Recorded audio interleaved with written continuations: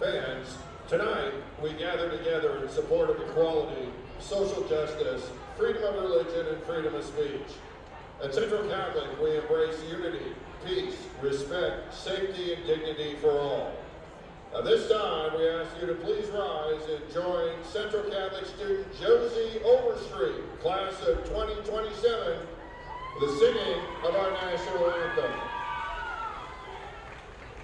Oh, say, can you see by the dawn's early light what so proudly we hailed at the twilight's last gleaming, whose broad stripes and bright stars through the perilous fight o'er the ramparts we watched were so gallantly streaming, and the rockets regular, the bombs bursting in air, gave proof through the night that our flag was still there.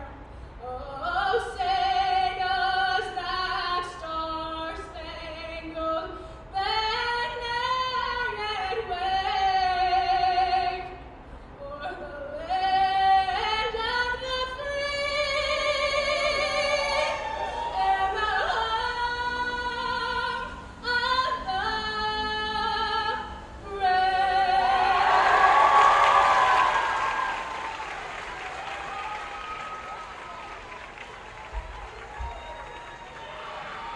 The OSAA requests a two-modern good sportsmanship by refraining from derogatory cheers, chants, or behavior towards students, coaches, officials, or other spectators. Any verbal, written, or physical conduct relating to race, gender, age, color, national origin, ethnicity, disability, sexual orientation, or religion will not be tolerated. Such conduct may subject the violator to be removed from the event and result in penalties assessed against your school. Any spectator removed from this event may be banned from attending future interscholastic events. Speak out if you see inappropriate behavior by immediately notifying event management staff. The OSAA and Central Catholic are committed to a welcoming environment that promotes fair play and respect for all, and expect the same from each of you here this evening. We request your cooperation in supporting the participants and officials in a positive manner. Together, we can provide a safe and respectful environment for all.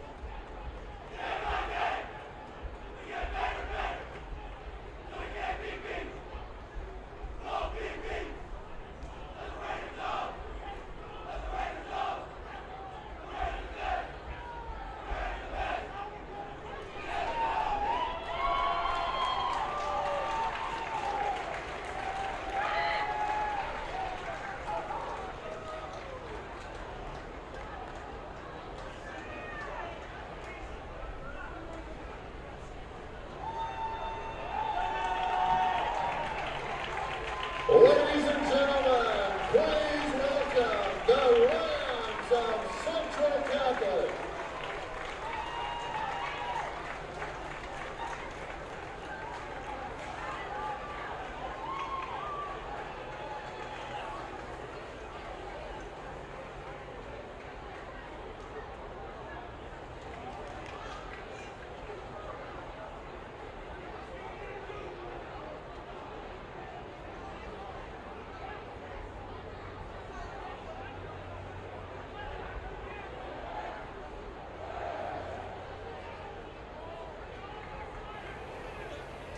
Welcome to Hillsboro Stadium, Game 2 of the 2024 season for the Central Catholic Rams. The Central Catholic Raiders from Modesto, California have made their way north to take on the Rams today. It's Bryan Sleik and James Broadous on the call for this matchup. And James, I know you weren't here last week, but week one went well for the Rams. They won 35-15. They went up 35-0 to start the game and sort of hit cruise control from there with the running clock in the second half.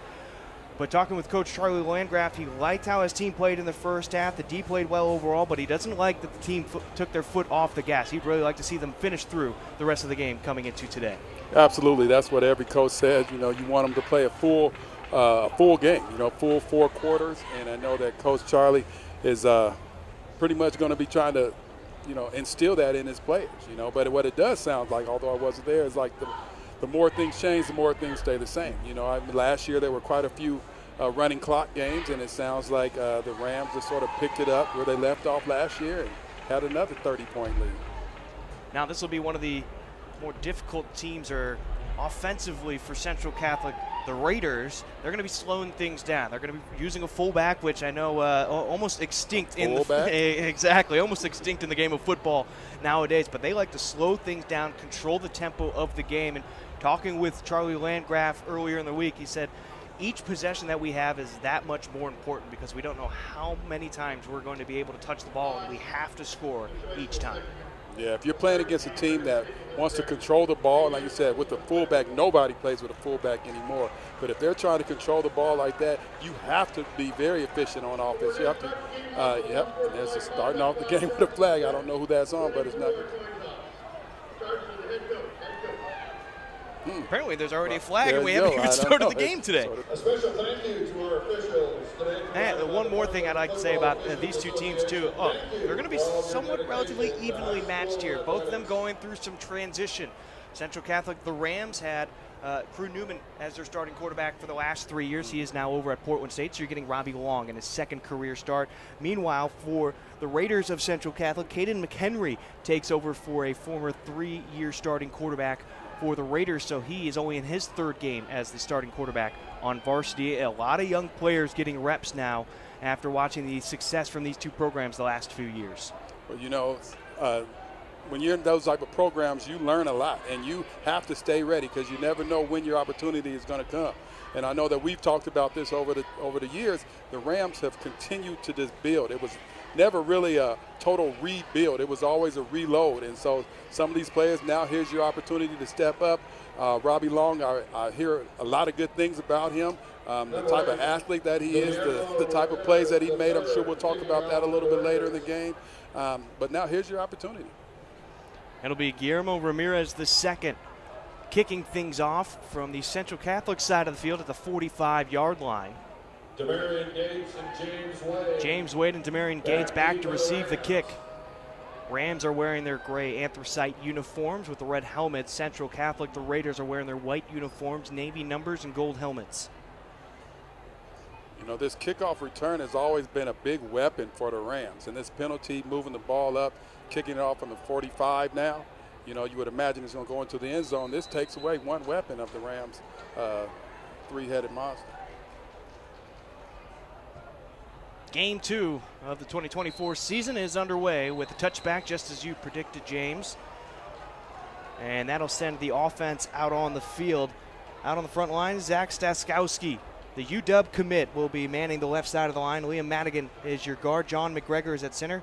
Xander Mishkin is your right guard. And PJ Tautu is your right tackle. Landon Kelsey is a wide receiver, along with Davion Curtis and Demarion Gates. Tyson Davis will be the starting running back, with Andre Nicolaitis, the starting tight end for the Rams today. And Robbie Long leading the way. Bunch left formation to start the game for the Rams. Hand off to Davis. Found an opening on the left side. Tries to cut it back inside, and a group of Raiders will push him out at around the 23-yard line. Nice run right there by Tyson Davis. You know, there's a lot of traffic in the backfield, and he just sort of kept his shoulder square, stayed behind his pass, and just kept traveling, picked up a nice little chunk, 3 or 4 yards. Fagata was there on the tackle for the Raiders. Small pickup. It'll be 2nd and 7 now. Two tight ends in the formation. Another handoff to Davis up the middle and got tripped up and taken down at the 25-yard line. A pickup of 2. It'll be 3rd and 5 now for the Rams early on here. One thing that I'm liking, what I'm seeing already from Tyson Davis, is that he's patient. You see he's coming through the hole right there. He's trying to let the play develop, and then it looks like he lost his footing. But that patience a lot of times is what really allowed you to break a big one. Davion Curtis, the receiver on the far side. Kelsey, the receiver on the near side. Long looking for Kelsey, flips it out to Davis in the flat. Broke through one tackle and breaks through another tackle. He's still moving down the field, and he's taken down at the 44-yard line. A hard run after the catch right there, breaking a few tackles. Breaking a few tackles. We talk about staying behind your pass. That's what Tyson Davis is showing you. They got him the ball in the first 2 plays off the handoff, and now they swing it to him in the flat.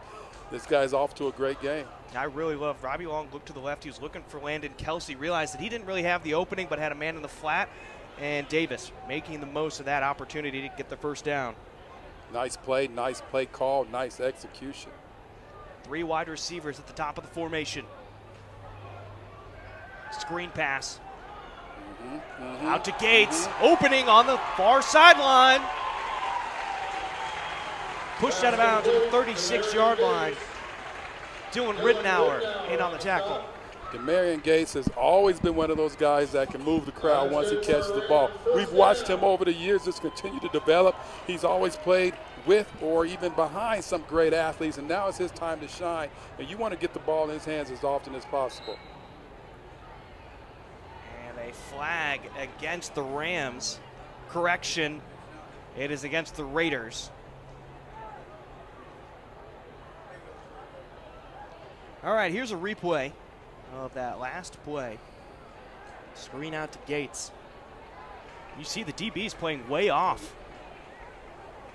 Yes, that's a great call right there. And if you can pick up those 2 blocks right there, then it's just off to the races. It's a foot race right there. You saw Gates really quick. I think you could. That's one of those plays that you call from the booth up top. As the coaches, you're watching, you're seeing the lineups, you realize, man, that the corner is playing way back. The play is sort of drop coverage, and so you make that call down like, hey, let's see if we can get the ball out here to the flat, make some things happen. They're playing way off. Curtis and Gates at the top. Along with Nicolaitis, the tight end, Landon Kelsey all alone on the bottom of your screen. Hand off to Davis, up the middle, jukes one man, still on his feet as he spins out of a tackle, bowling his way past the 20-yard line, and he'll be brought down at the 17-yard line. Pickup of 7 yards on that play. It'll be 2nd and 3.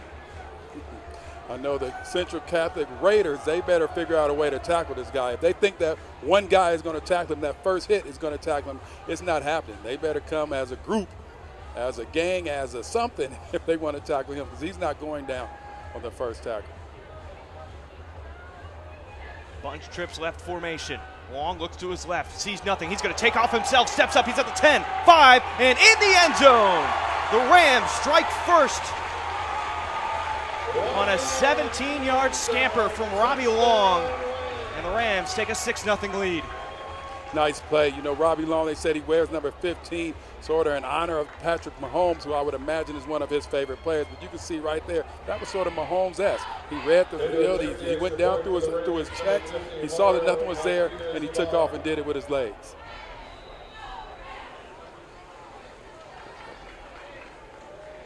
Martinez Ibarra in for the extra point, and it's through the uprights. Rams have a 7-0 lead with 9:13 remaining in the first quarter. It looked a bit slow early in that drive, you know. First 2 plays really did not develop much. You only got 5 yards, then you get a big 3rd down pickup thanks to Tyson Davis running hard after the catch, and ends up in a touchdown for the Rams. Your thoughts on that first drive? Well, you know, at the end of this drive, Robbie Long gets the touchdown, and that's great. But the MVP of this drive was Tyson Davis. You know, he moved the ball from the start of the possession all the way down. He had some great big plays. And like you said, that 3rd down play was crucial, you know. In games like this where teams are pretty even, it's going to be 3rd down conversions a lot of time that really decide the game. And that big 3rd down that Tyson Davis created converted right there was big. Here you get a chance to look at that replay, the scoring from Robbie Long. Watch the patience of Robbie Long as he goes through his progressions. And all three of those route concepts are short ones. You should be able to make a quick read and throw, and he saw there was nothing available and took off. Yeah, not every quarterback can do that. A lot of quarterbacks can run, but when you run and knowing the timing of your run, and I think that was just, again, perfectly executed. Kelsey kicking off. Carter Meeks back to return the kick, and he's going to let that one go all the way into the end zone. He's in the perfect spot, but just let it go. Touchback for the Raiders. It'll be 1st and 10 from their own 20-yard line.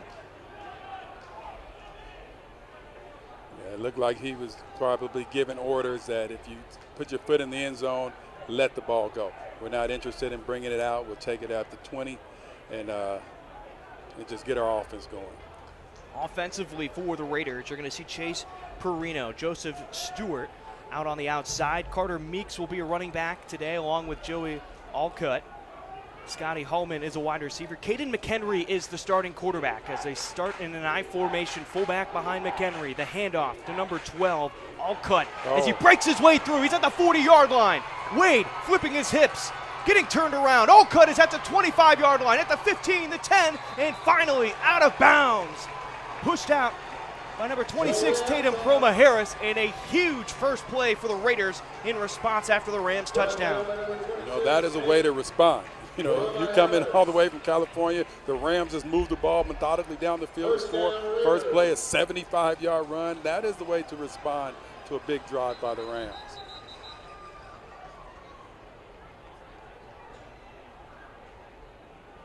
And some whistles from the referees.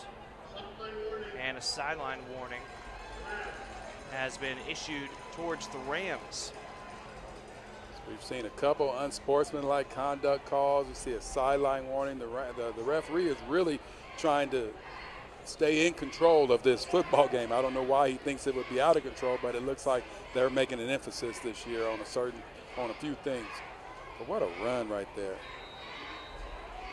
Alcutt back again in the running back position in the I formation. Wyatt Dragu, the fullback, lines up behind McHenry. Wide receiver lined up to the left. Two tight ends. Hand off to Alcutt, goes to the left, and he is met by Asa Lundberg for a minimal gain of 3 yards. It'll be 2nd and 7 from the 10-yard line. It's a great open field tackle right there. We just seen the power of Alcutt, but right there you got to hit him low, and that's what happened right there. Alcutt, you know, the weather is a thing. I mean, that is a real thing. The temperature out here, he just ran 70-plus yards, and now he's getting the ball again. He's better been in some type of good shape, and it looks like he is. Hand off to the fullback, Dragu. Able to push his way up for a gain of about 4. That'll make third down much more manageable at 3rd and 3. Dragu. That's a great name for a fullback, though. Wyatt Dragu. You know, somebody down the line was like, couldn't have been Drago, you know? And he hits really hard out of the fullback really position. Yeah. And these kids, they're so young, they don't even know who Drago. They don't know what we're talking about right now. I must break you. The greatest sports series of all movies. The Rocky franchise. The Rocky franchise. As a timeout called by the Raiders. Correction, it'll be 3rd and 4 from the 7-yard line. With 7:21 remaining here in the first quarter. Now, you got that big run from Alcutt and the Rams. It's only been a couple plays now, but just trying to tighten some things up. How do you make sure that Alcutt doesn't break loose again for a big run later on in this game? Well, you know, you're going to have to get used to taking on that fullback. You know, this is the advantage that they have, the Raiders have. The Rams don't play against many teams with fullbacks, so they're going to have to, somebody's going to have to sort of give their body up and just take that fullback out of the way, and then the rest of the team is just going to have to gang tackle Alcutt. And I think this real quick, this timeout was great by the Raiders for them. You got to give Alcutt a break. I don't get it's 90-something degrees out here. That was a long run. I would be highly surprised if after this timeout they don't come back and get the ball in his hand somehow.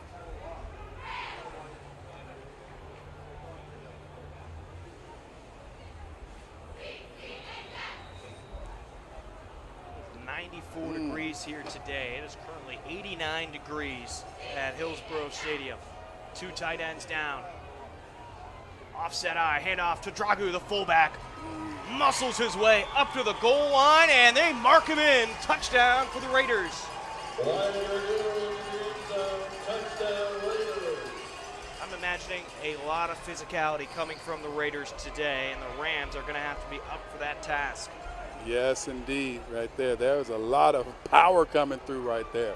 The lead block, I was expecting Alcutt to get the ball, but he turned into the lead blocker. And when you got big Dragu coming behind you, man, that's a lot of power. Ramirez the second with the extra point, and it's through. 7-all. As we're only a few minutes really into this first quarter, 7:15 remaining. This might be, just the type of game that we're seeing. The Raiders have trouble stopping the Rams. The Rams may have trouble stopping the Raiders. Sometimes the games come down to who has the ball last. But right now, both of these teams look evenly matched as far as offensive firepower.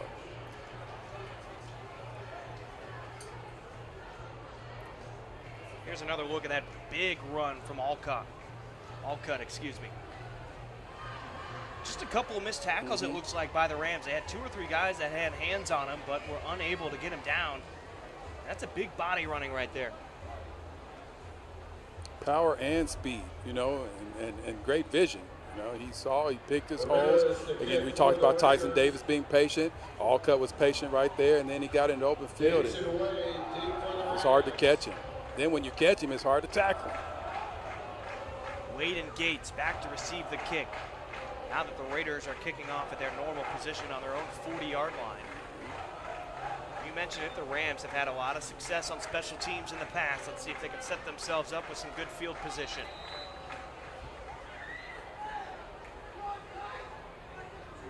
Both of these deep backs are big play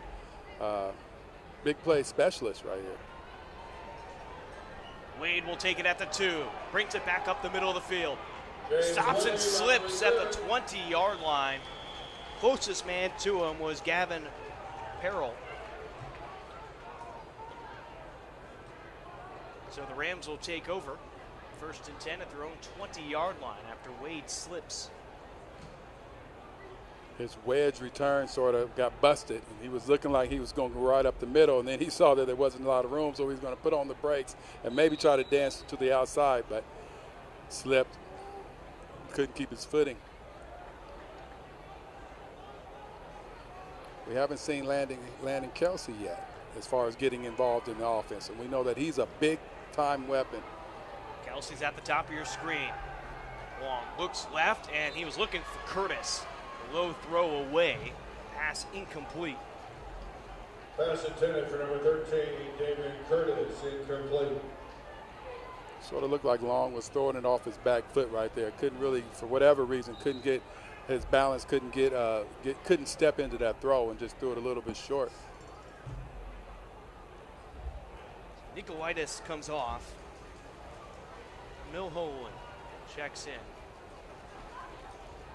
Even though the Raiders have that fullback physicality, I was talking to Charlie Landgraf, and he has high praise for this tight end room, and don't be surprised to see them use multiple tight ends to try to get the edge on blocking in this game as well. Penalty on the Rams pushes them back. It'll be 2nd and 15.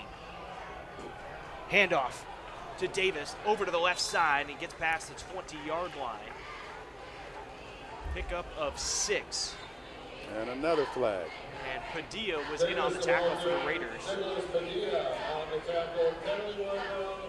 Penalty at the 21-yard line. We'll see what the referees say. Jordan Davis does a great job of falling forward. When he's getting tackled, he's falling forward. He gets a couple more yards, as he's going down. It's a great characteristic of a running back. Liam Madigan has come off the field. He is limping, but pushed his teammates to the side. Nate Payau will replace him on the offensive line. The flag, though, on the Raiders will result in a first down for the Rams. Sounds like there's something wrong with his mic because we can't really hear what the call is. But 15 yards is 15 yards. I know as a coach, you never want to give up penalties, but you surely don't want to give up 15-yard penalties.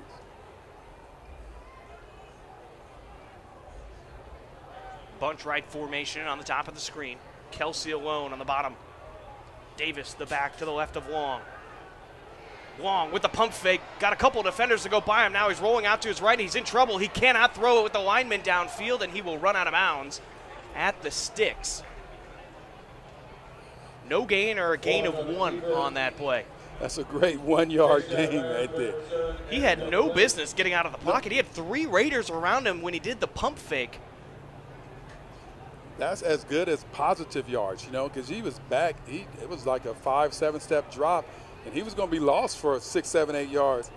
And he made it, turned the corner, and got 1 yard out of that. That is a great play. That's that athleticism that we have been talking about or that we've been hearing about.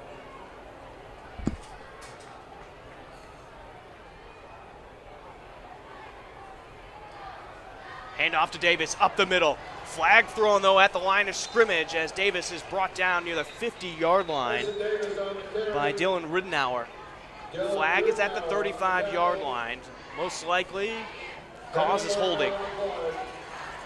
And the ball will be brought back. Negates a big run, another big run by Tyson Davis.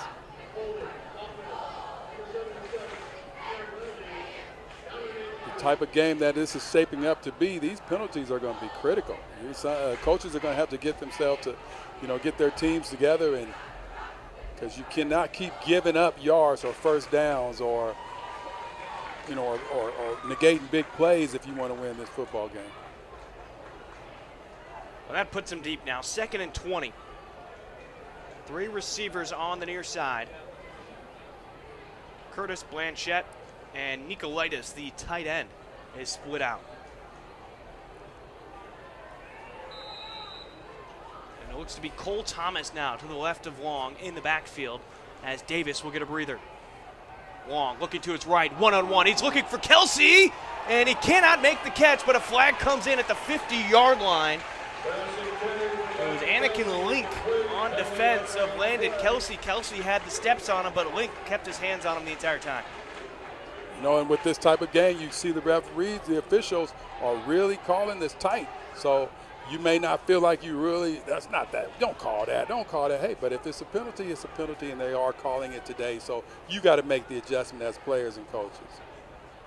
So after the penalty, should be up 15 yards. It was 2nd and 20, so the ball should be put at the 40-yard line. And that is where they move the ball back to. But with the defensive pass interference, should it be first down? They don't. Nope. They don't give automatic first downs in high school. So they'll replay 2nd down. Get them to 15 yards, but you're still at 2nd down. I'm not sure how I feel about that rule. Davis back in at running back. Thomas was behind Long, and Long lost it as the pressure got to him. Fumble on the play, recovered by Long. It was Fagata who was causing the pressure there on the Long. So after the miscue, that'll push the Rams back even more. It'll be 3rd and 13. Yeah, it looks like he may have fumbled the read option, That mesh point. That mesh point did not mesh at the point. Obvious passing down now here. Where's Kelsey? As the Raiders have 10 of their players within 10 yards of the line of scrimmage. Long, looking to his right, has Kelsey at the sticks, but the pass brought him back inside. And that'll be just short of the first down, but much more manageable if you want to go for it. It'll be 4th and 1 now. Yeah, you can go for this, and I would suspect that they will. You got Landon Davis. He's been running well. Kelsey right there. You're taught to go 1-2 yards past the sticks, and then in case you do have to come back. But I know a lot of receivers, they get anxious. He hasn't caught the ball. He's really wanting to get anxious. Turns around just a yard short of that stick. It was good placement by Long to it. It threw it the only place where his receiver could get it. Long going under center, and he tries to go over the top to get the first down. And I don't know if he got it. We got one referee marking him just in front of the 45-yard line. Now our angle is a bit skewed. We're off center a little bit. Robbie Long on the keeper. But there wasn't much of a push. He tried to go over the top with that one. They tried the old tush push, which I'm not sure I like the name, but they tried the old tush push, and there wasn't much pushing of the tush. Coach Canepa wondering where they spotted that ball and why they're getting the first down. He's talking with the head referee at the moment. He's pointing at the sticks. You're telling me that's a first down right now? You can still see him on the screen right now, right by that first down marker, and he's trying to look down the line. It would just sort of behoove everyone just to do a measurement.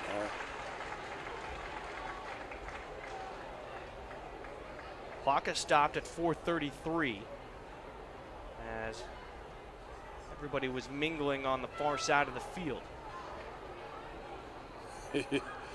The official does not want to do this measurement. He wants to just tell everybody that he can see it with his eye. Look at this eye. This left eye is good. I can see it with my left eye. Okay, here they're coming out with the chain gang.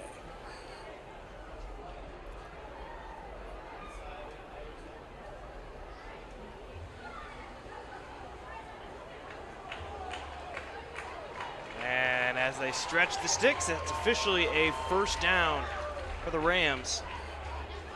You know that ref is going to hold it against exactly. Roger for the rest of the game. You made me take out the sticks for this? I told you. See, I told you. I can see it from here.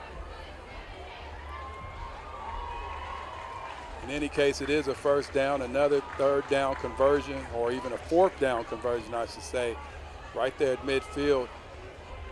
Those are the type of plays that, as the new coach, you're trying to build championship habits. You're trying to build some toughness to your team. Hey, we're going for this here at fourth down. We're not punting, and you convert it, and it says a lot about your coaching style. Hand off to Davis. Up the middle and tries to break through another tackle, but he's brought down by Perino. Did pick up 7 yards, though, on that play. It'll be 2nd and 3, and he is just running so hard. He is. And when you got a running back that's running like that, hey, you got to ride it till the wheels fall off.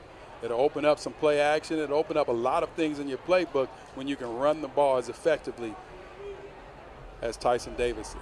Davis last year, on 53 carries, he was averaging a hair short of 11 yards per carry. Nicolaitis in motion. Long throws it out to the flat to Nicolaitis. He's got an opening down the sideline and taken down out of bounds by Hallman at the 37-yard line, and that'll be a first down for Central Catholic. That's good for a Ram, first down. Just when you think that you've seen all the weapons, then they break out. Nicolaitis in the flat. I'm trying to look at this Nicolaitis metrics, see how tall. He's 6'4", 237. Oh, my goodness. He's not even the tallest tight end. No Holen, the backup tight end, 6'6", 235. There's 4 caliber tight ends, high caliber tight ends in that room that Coach Charlie Landgraf really likes and would like to use at some point. The handoff to Davis as they tried to go to the outside past the right tackle, and he'll be stopped at the line of scrimmage. Davis, the ball carrier. Jack Dellis with the tackle. Dellis in on the tackle. 2nd and 10. Dellis read that play really well. He got penetration and sort of jumped right in the hole that Davis was heading for, and just disrupted that whole play. Curtis and Gates, other receivers on the near side. Kelsey alone at the top. No Holen in motion. Long looking to his right. He's got Kelsey one-on-one. Kelsey beats his man, and a drop in the bucket for a touchdown. The Rams take a 13-7 lead On a beautiful pass from Robbie Long, realizing that Kelsey was one-on-one on the outside. I can tell you what, if you want to win this football game as the Raiders, you're going to have to put some coverage over the top, because every time for a few times they've seen Kelsey one-on-one, and they went right after that matchup. And you see it was man for a moment, the corner dropping back. And the safety game shifted to the middle of the field. The shift inside, you could tell Long noticed, and the corner not looking back at him either. Right past him. They say, hey, if we're even, I'm leaving. And he threw that ball right over the top. Touchdown. Well, some redemption for the Raiders right there.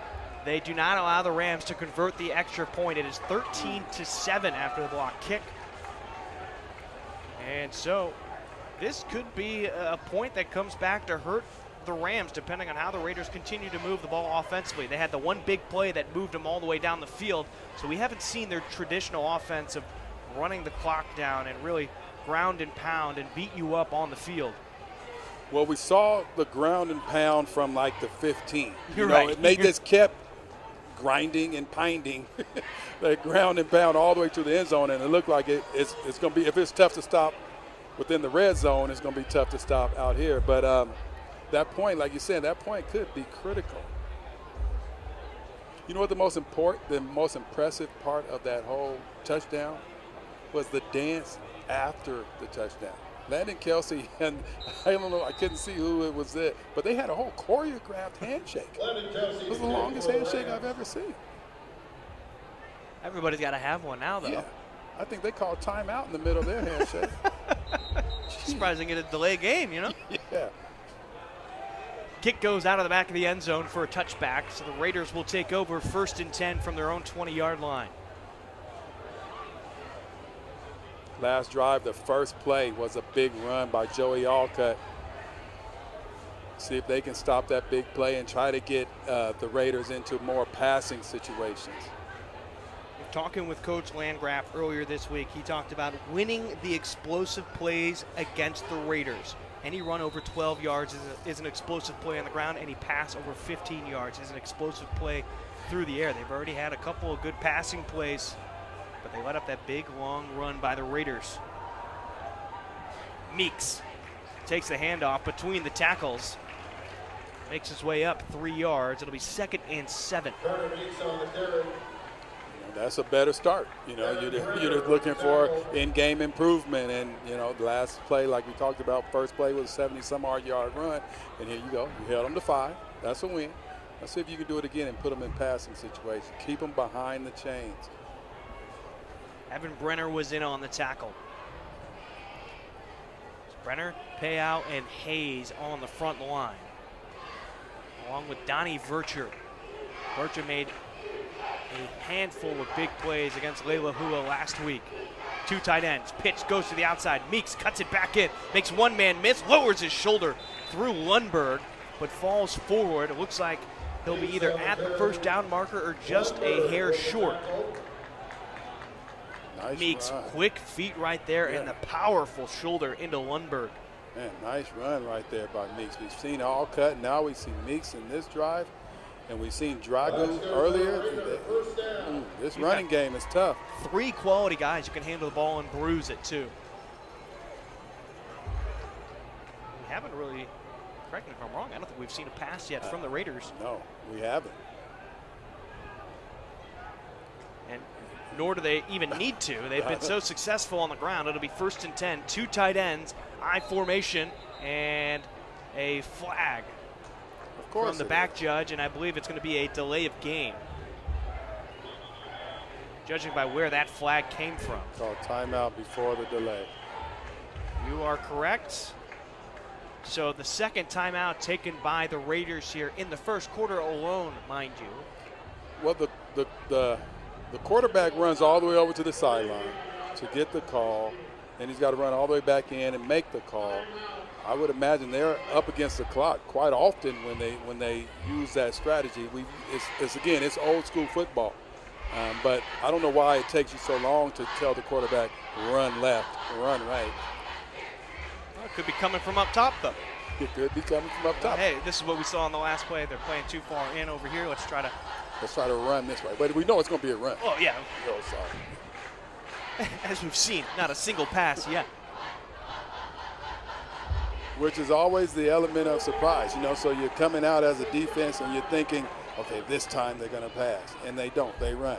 Okay, well, I know it's going to be this time, and they run. And so maybe this, you know, just put the defense to sleep, lure them to sleep, and then you hit them with that big pass. All right, so out of the timeout, Meeks will be the running back.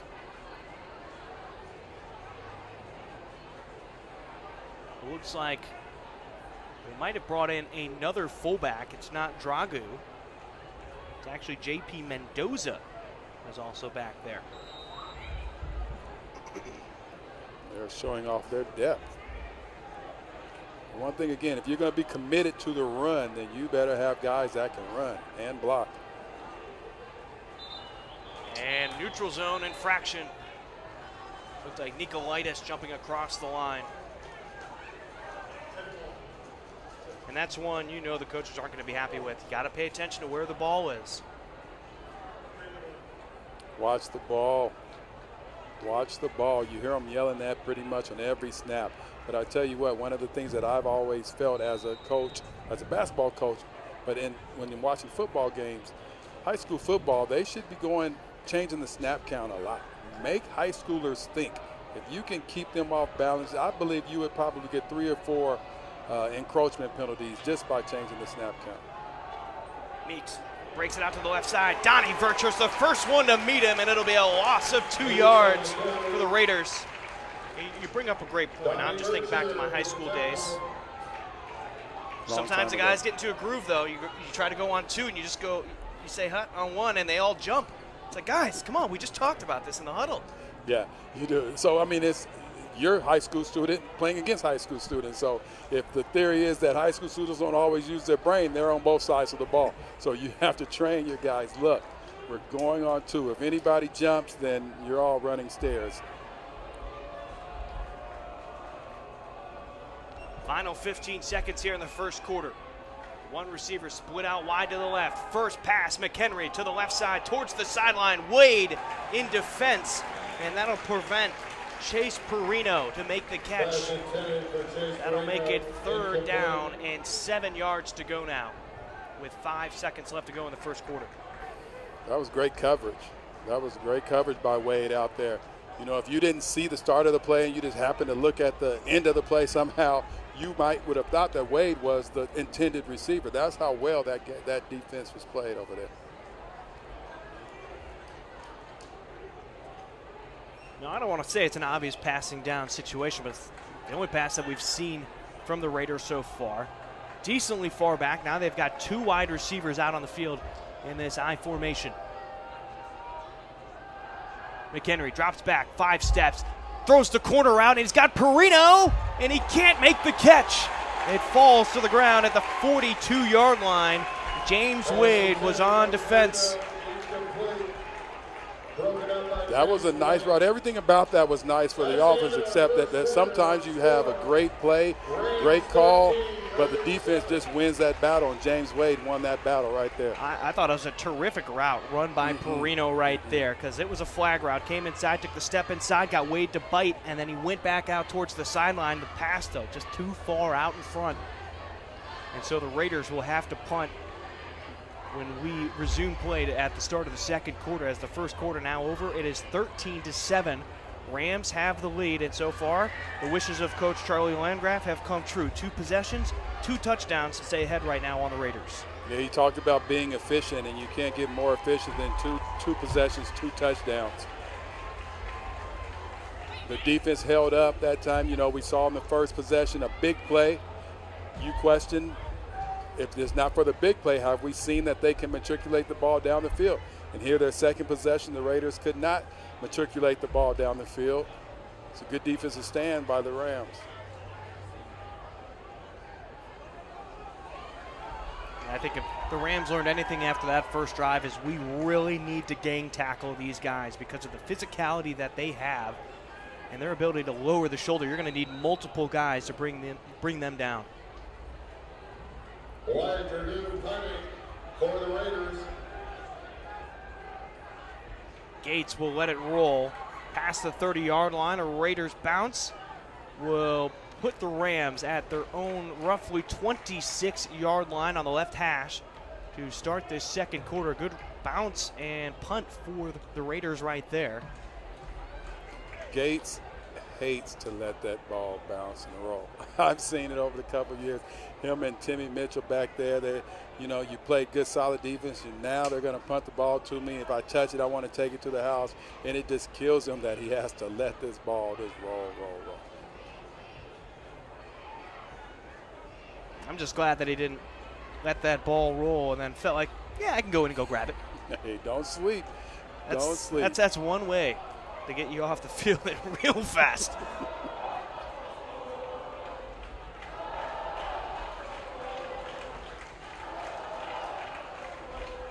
Tyson Davis is the running back next to Long. Looks like Kelsey and Gates are the receivers on the near side. Long over the middle finds Gates, who falls to the ground just past the sticks, incomplete. Perino was in the area along with Ridenour. It'll be 2nd and 10. Long, just his release point was just a little bit off right there. Threw that ball low. Gates went down, tried to get it, tried to make a big play or a spectacular play. He just couldn't come up with it. But that looks like, again, one of those routes that you can come back to. He was open.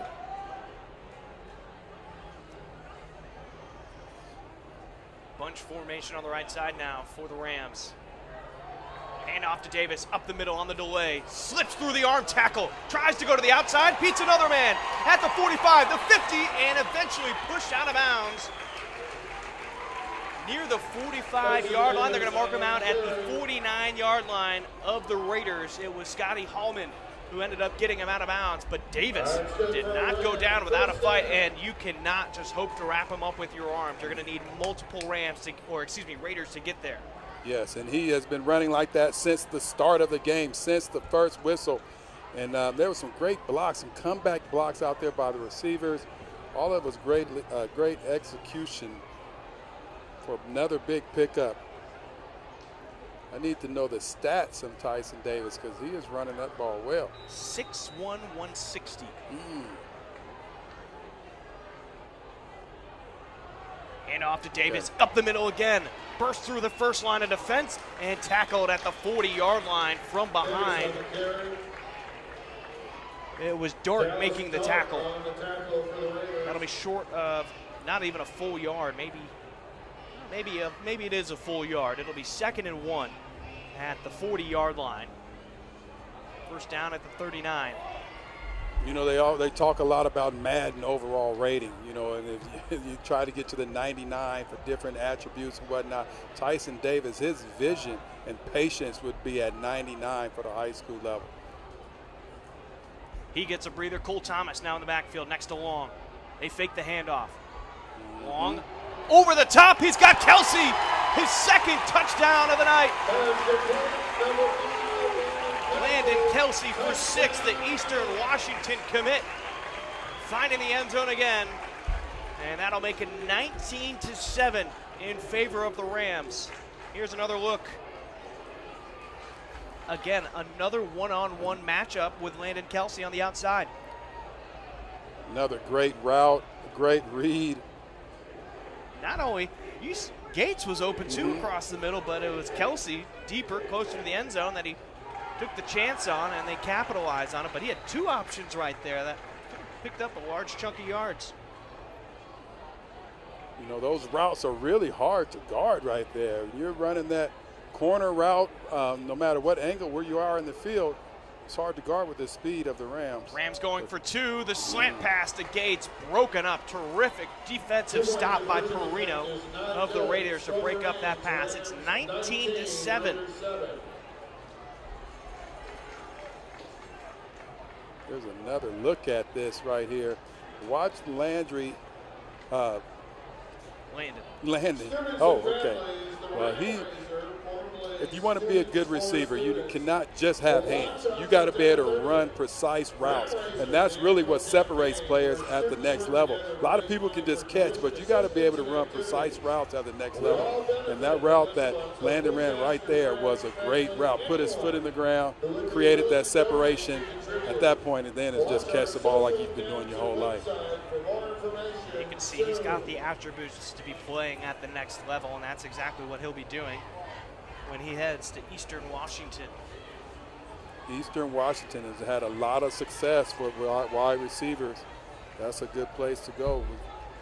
Of course, you think of Cooper Kupp as the main guy who came out of that Eagles program. Yep. Kendrick Bourne, another Portland area guy. Both having good careers in the NFL. Playing on the red turf out in Eastern Washington. Are you a red turf guy or a blue turf guy? Red turf. Oh, wow, okay. Martinez and Bond to kick for the Rams. Don't ask me why. I don't know. I just got to have an answer. Didn't want to bring up another movie reference, red pill or blue pill, you know. Kickoff taken at the 5-yard line. A burst of speed up the middle. And it's Donnie Vercher bringing down the ball carrier, Mark Palmore, and a late flag comes in near the 24-yard line. I looked down for a moment. What did you just see right there, partner? Well, it looks like number 4. I don't want to put it all on him, but it looks like Dallas Dart just sort of did a suplex drop on the Rams. You know, the play was over. He was caught up in the block, and at this point, he just sort of picked him up and sort of slammed him on his back. The referees, the officials all saw that. You see flags come flying in from every direction.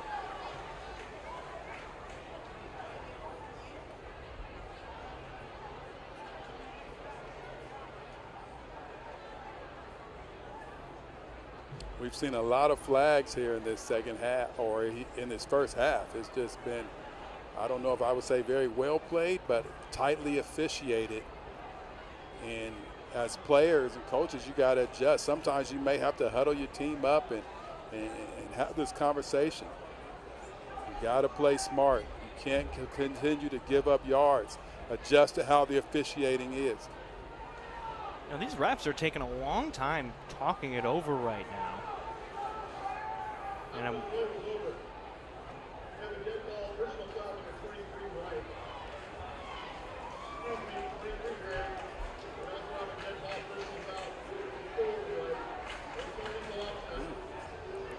so it sounded like it was somebody from Central Catholic and, actually they're both from Central Catholic, somebody from the Raiders and somebody from the Rams.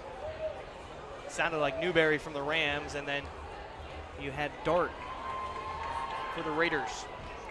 So offsetting penalties, some little extracurricular after the whistle. It looks like the Raiders have their starting backfield back in. There's Allcutt. There's Allcutt to the outside. Wade gets blocked. It's him and Lundberg shoots for the legs and gets him out of bounds near the 48-yard line of the Rams. It'll be down at the 47 officially, 1st and 10 for the Raiders. And Allcutt, another big burst and a chunk play right there. James Wade took a big shot trying to come back to make a play. And as soon as he turned around, there was a blocker right there on him. And I'm not sure the Rams coaching staff recognizes that Wade has made his way all the way to the wall.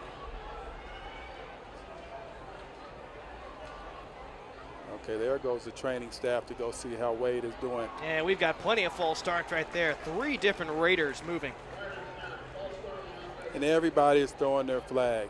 You don't have to throw your flag. You've seen your partner throw his flag. You can keep your flag in the pocket. Jeez. Okay, Wade is back on the sideline.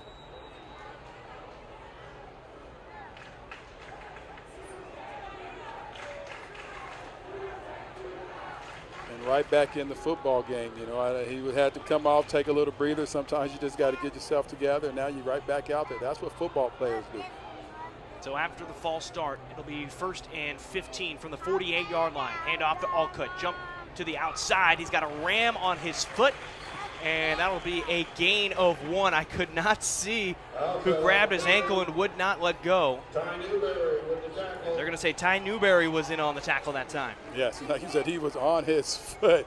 He was not going to let it go. You got to tackle him low. And, you know, you guys can't run if you have control of their feet. And Newberry was not going to let go of that foot.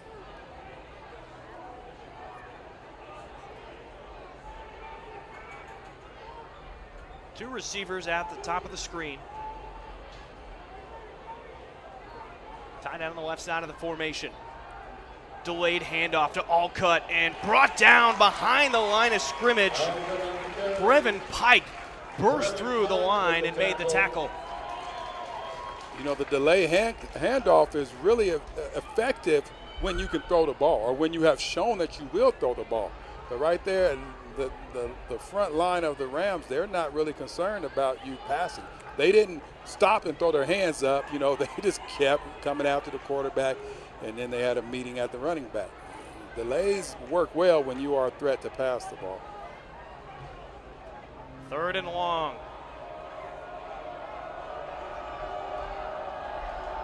Pike up the middle, and it's intercepted by Brunner. He can return it all the way. He's at the 20, the 15, fighting off the quarterback, McHenry, and he's pushed out of bounds at the 5-yard line. Huge interception for the Rams, and that sets them up in scoring position. That's sort of what you just talked about. They were trying to set up a screenplay, let the defensive line get through. The Rams were not fooled. You'll take a look at the replay right here. Pike was in his face from the very beginning, and Brenner just stepping right in front of Allcut to get that interception, and McHenry chasing him down and saving a touchdown. Brenner read the play. Nice defensive read right there. You know, he stayed true to his assignment. He read, okay, they're getting into this quarterback, and this quarterback looked like he's allowing this. Stepped right in front of the receiver and picked it off and almost took it to the house. Almost a pick 6. Great play, Brenner.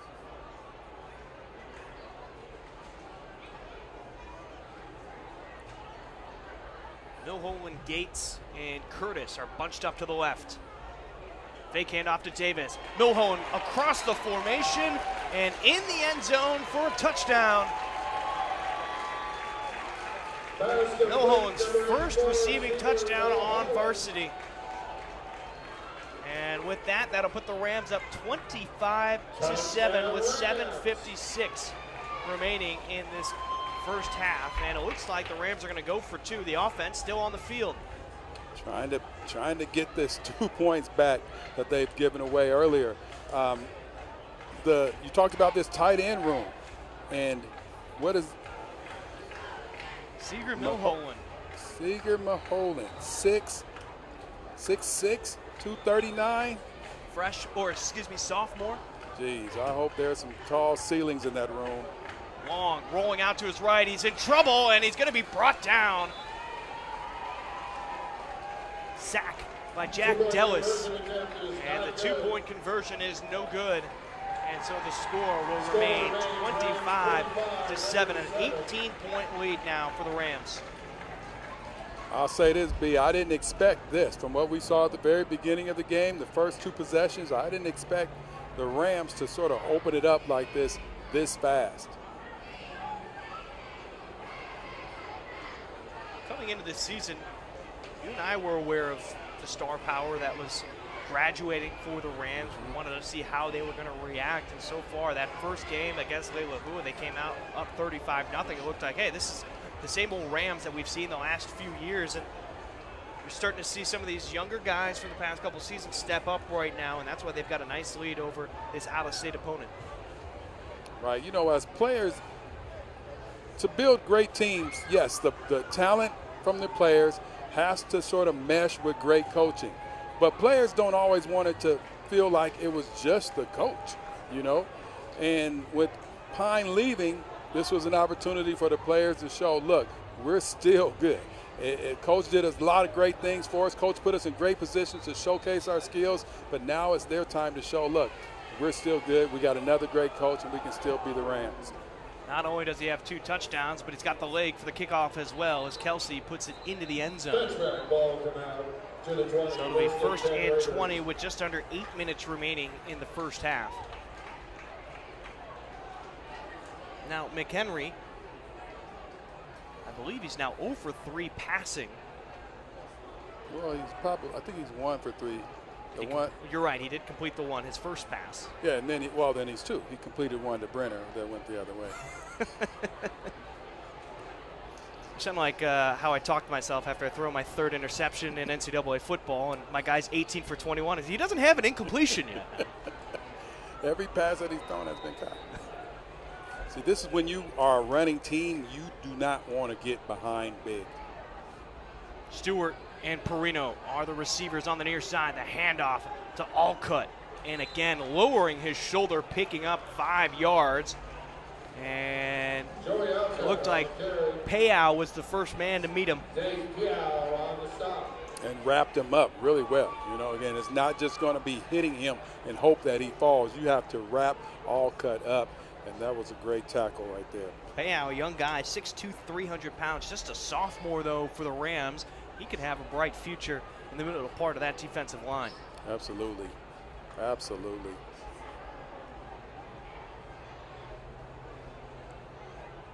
Sure, Coach is excited about having him for a few more years. Raiders are going to have to get going. They've only got 1 on the clock. It's a handoff to Dragu. Picks up 4.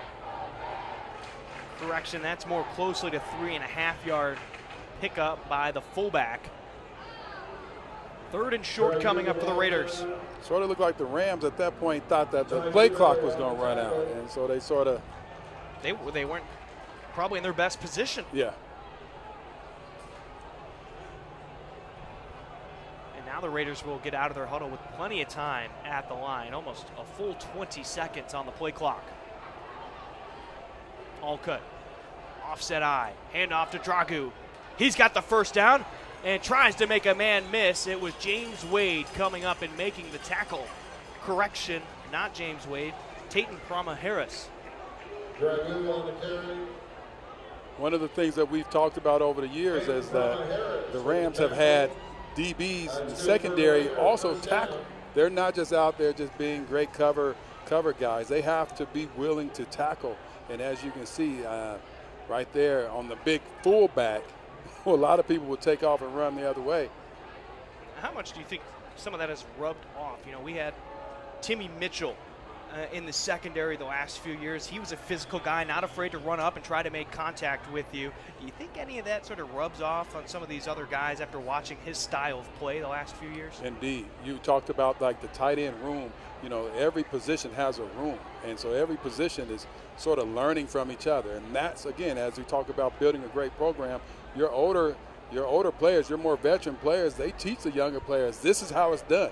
Watch what I do. And then when it's your turn, you got to come out there and do the same thing. There's a level of expectation that comes from the DBs at the Rams. Offset eye.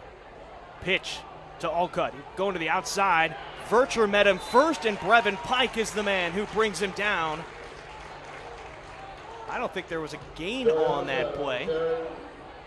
I don't think Alcutt is really the guy you want to get outside. You sort of want to keep his shoulders square to the line of scrimmage. You want him between the tackles, putting his shoulder down.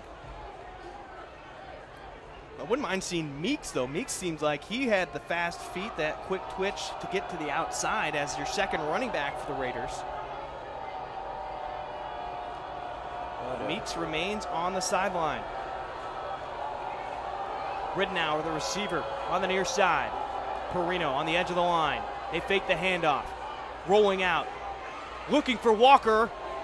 And Walker might have come down with it. I think he did, and he does, down at the 21-yard line. Prama-Harris was in good position, tried to break it up. But McHenry with a great ball on his receiver, an even better catch. Right, that was a great ball, but like you said, it was a great catch. I thought he held on to the ball a little bit too long, but his receiver just went up and made a great play. The Rams were showing blitz, and there was nobody to keep an eye on McHenry on the edge.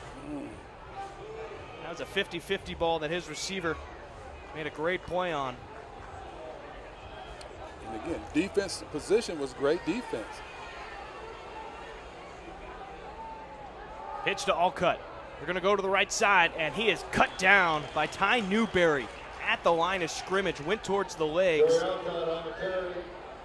Ty Newberry with the tackle. No gain on the play. It looks like it'll be 2nd and 10. Yep, but there's Alcutt again going to the perimeter.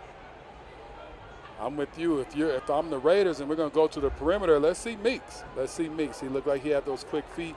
If you're going to stay in between the tackles, then Alcutt and Dragu are your guys. Meeks looks like he's in right now. You're right. Meeks is in the backfield. Dragu is the fullback. Ridnour, the receiver, closest to us. Drop back. McHenry throws over the middle, and he was looking for Walker. He got tripped up by Prama Harris. Those two had their feet get tangled up. There was no defensive pass interference there. Well, not according to the coaches of the Raiders. They're all over there having a fit. And I think it all stems back to the pass interference call that they made against the Raiders in the first quarter. Yep. Coaches have long memories. And I'm sure the refs have long memories of remembering those coaches as well. Right. I guarantee you some coach on that staff is saying, well, you let it go over. You called it against us. You called it against us. I have an assistant coach who says that consistently throughout the game. And I have to remind him, hey, man, just calm down. McHenry drops back to pass again. He's going towards the corner looking for Perino. And, yep, there's the flag. Almost the dead giveaway. You throw your hands up because you know you're in a bad situation, and it's never going to look good. You just talked about the coaches being on the tails and in the ears of those referees, and they get a defensive pass interference. And this is why you do that as a coach. You're not arguing that one. You're arguing the next one. And I think there is a lot of acting in this, but, you know, whoa. It almost looked like he was leaning and falling down in that direction. Wade was right on his hip, though. Where you're supposed to be as a defender. No, I agree. And so it's a great play by the wide receiver. I can't think of who that is. That was Perino, yeah. Yeah, Perino, you're out there. You can't get it. Flail your arms. See if you can get a call. And he got one. So it'll be 1st and technically 10. They're at the 11-yard line. They can still get a 1st down at the 1. After the penalty. Dragu, the fullback, bounces it to the right of the guard, past the tackle, and he'll pick up 1 yard on the outside. This is why I love football, because I'm a team guy. And if you don't watch the film on this play, you're just looking at who got the tackle. You may look at the stats and see numbers of tackles, but that play was made by the penetration of the guard. And it didn't allow Dragu to get his shoulders squared and go through that hole, and he started trying to have to bounce it outside a little bit. And like we've seen, they haven't had success going to the perimeter.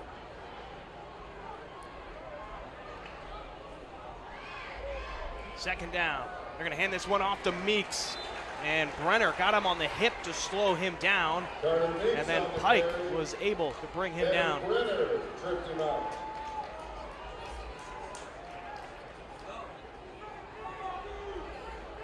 Meeks up the middle and Alcutt to the perimeter. I'll just say, And you know what I think the Raiders are doing right now, and I love this idea. Clock is running. It's 3rd down. You could almost double dip here. You're getting the ball at halftime. You could slow things down. You still have a chance to get a 1st down. Slim margin. You got to get it at the 1. Yeah, it's a good call. Roll out for McHenry. Throws off his back foot, and he finds his man in the back of the end zone. It's Kane Walker who made the big play down at the 20-yard line on the long pass play, and he finishes the drive with a touchdown. Nice drive right there by the Raiders. You got to give credit where credit is due. Nice drive. They mixed up the run with the pass. They were able to diversify their offense a little bit, which we had not seen earlier, and finished it off with a great touchdown. McHenry with another nice pass. The extra point for the Raiders is good. That'll make it an 11-point lead now for the Rams just before halftime. Kick that ball all the way out to the parking lot. Nobody's out there to get it. Here's the replay of this touchdown. Watch the patience that McHenry exhibits, just waiting for his guy to get open, running across his body, throwing across his body. He's lucky his other receiver didn't touch that. Yeah.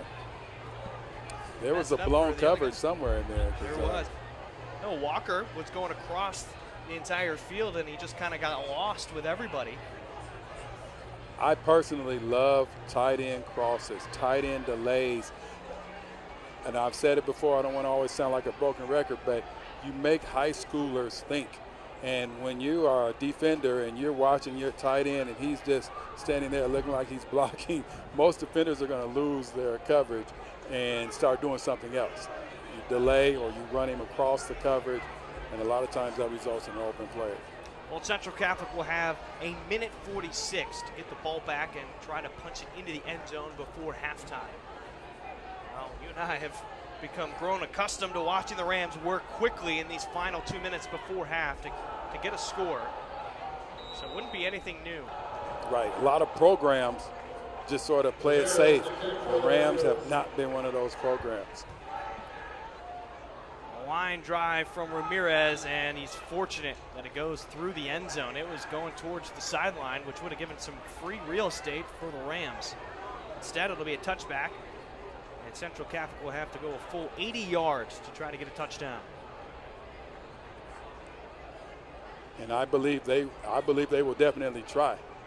They're not going to come out and just try to play it safe. That's just not who they are. Well, that's not who they've been. You've had two big pass plays to Landon Kelsey. You've seen that Davis is running the ball incredibly well today and effectively against the Raiders' front seven. Wouldn't be surprised if they try to get some of these other receivers involved right here. But if you go one-on-one with Kelsey. You've got Meeks and Landon Kelsey one-on-one, top of your screen. It's man coverage. Long looks to his left. He's going to throw it out to Curtis. Nice. He's got the quick feet. Tries to split a couple Raiders, and he's brought down at the 40-yard line. Perino and Hallman in on the tackle. Great play. Great play call. Good for Ram, first down. Here's a replay here. Just another. Play calls are nothing if you don't call them at the right time. This is a great time for this screen. Take a look. That was a great blocking by Nicolaitis right there. He had a man initially, but before the ball was thrown, he couldn't make contact. He was able to get his hands on it, and that's what opened up that running lane for Curtis. The handoff to Davis, up the middle. Big opening. Bouncing it past the left hash mark at the 44-yard line, and he had a Raider on his back before he's brought down to the ground by Rittenauer. That'll be a first down. It'll be 1st and 10 from the 42-yard line. Already crossed midfield. That delay that we saw earlier that the Raiders were trying to do, there's that delayed handoff that is very effective because you have thrown the ball so effectively.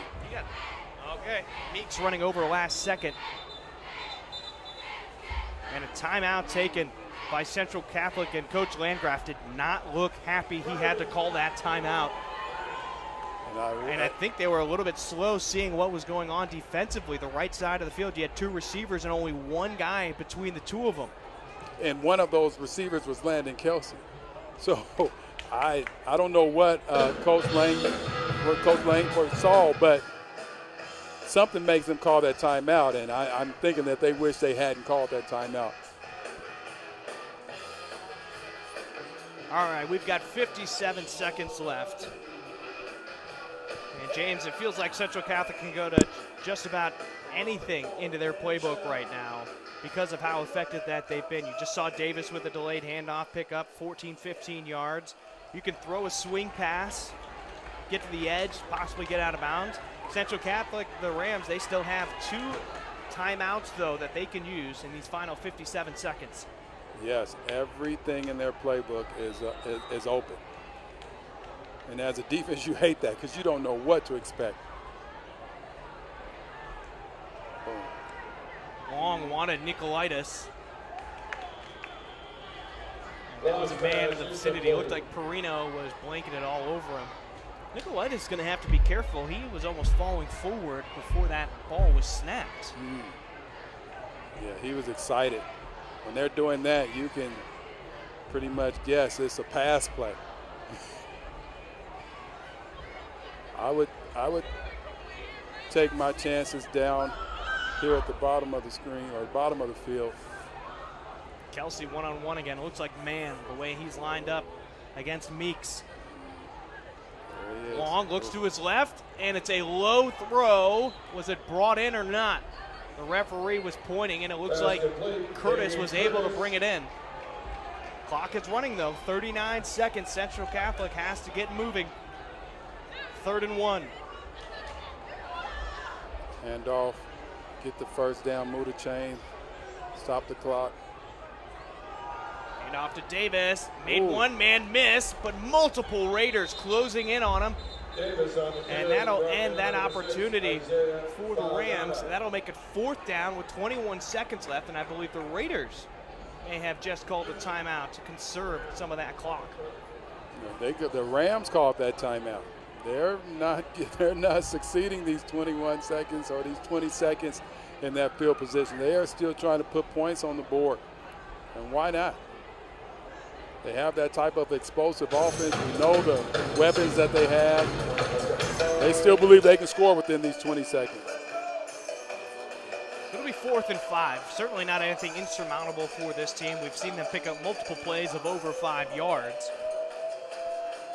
If you're Central Catholic right now, though, you have to be planning for at least 2 plays. You get the first down, maybe you want to get up to the line and move quickly to get the Raiders off balance without having to call a timeout and regroup again. What are your thoughts? Right, yeah, you know, in high school football, the clock stops after the first down. You've been practicing the 2-minute drill. I'm sure you have. This is your opportunity to see it, get up, get this first down, spike the ball, see if you can turn this drive into at least 3 points. Curtis, Gates, and Nicolaitis are bunched up on the right side of the formation. Kelsey all alone on the far side. Corner route looking for Gates, and Long sends it too far. Launch pass incomplete. Well, why? Not exactly the play concept I thought they were going to come out with right there. Long almost only had one option right there that he was looking at, and there were 2 safeties, two defenders in the area. Yeah, you would have to really thread the needle to get that ball in there to Gates right there.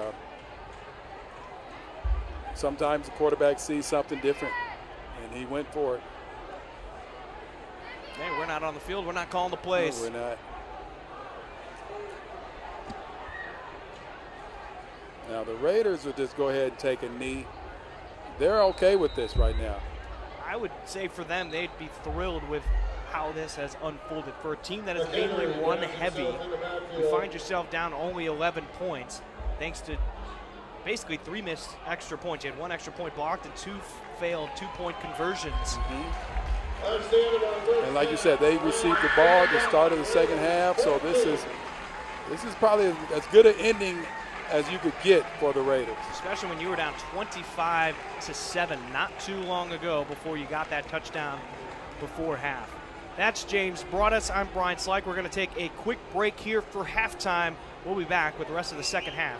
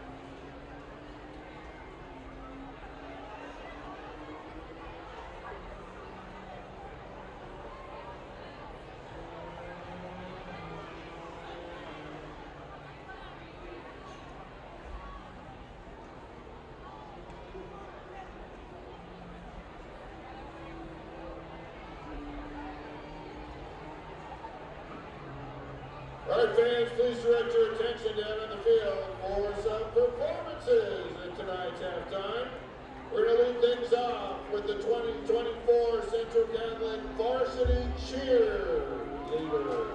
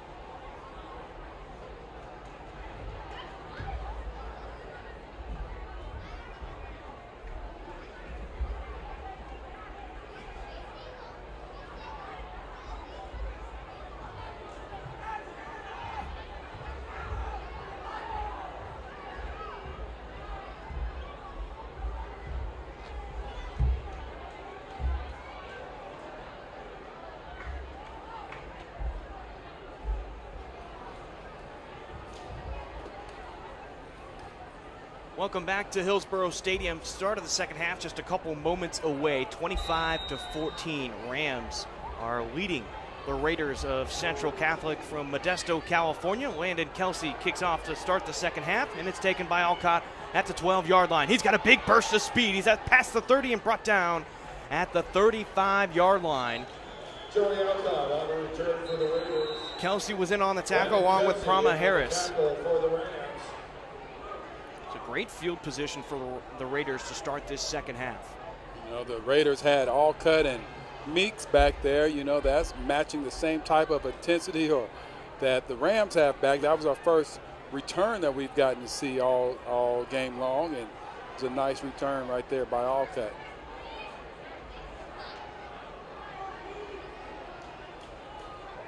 The Raiders are, you know, they should be pretty pleased with how the first half ended. You know, clearly you don't want to be down, but it was worse and it was looking real bleak. Let's see if they can establish the run again. They hand it to Alcott. Cuts it back inside the right tackle, but brought down in the middle of the field. Kainoa Hayes wrapped him up.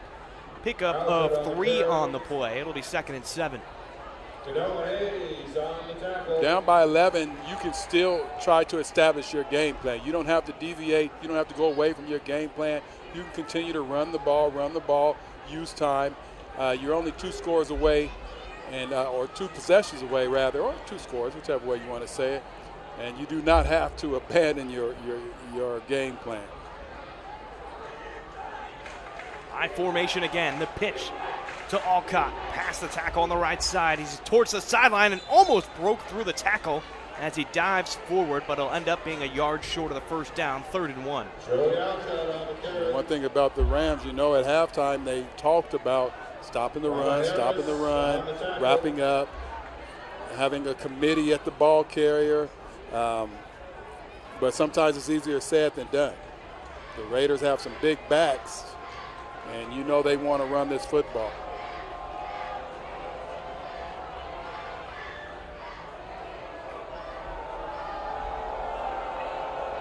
Hand off to the fullback. And Dragu using that big body and frame to push his way forward for a first down. Pickup of about 4 on the play. It'll be 1st and 10 from the 48-yard line after the Packer Rams brings him down. There you go. Dragu just right up the middle. Picks up the first down. You know, if you consider yourself a power running team, then one of your objectives is always to just wear down your opponents. And that's what they still feel like they can do. The Rams have been on a big play mission in the first half. Let's see if they can get a big play. One big stop, and you can turn this drive.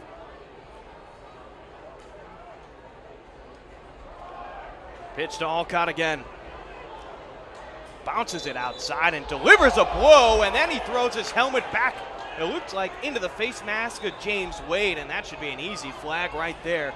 Overly aggressive after the play. Looks like 2 flags in the middle of the field, but not a flag here on this after the play. Looks like the official was saying that he felt like it was accidental. I don't know. That did not look accidental. That looks like it was on purpose. Trying to get into the face of Wade and maybe talking down to him a little bit after that. Let's see what these flags are. We've been seeing a lot of flags all day long. Sort of look like the U.S. Embassy.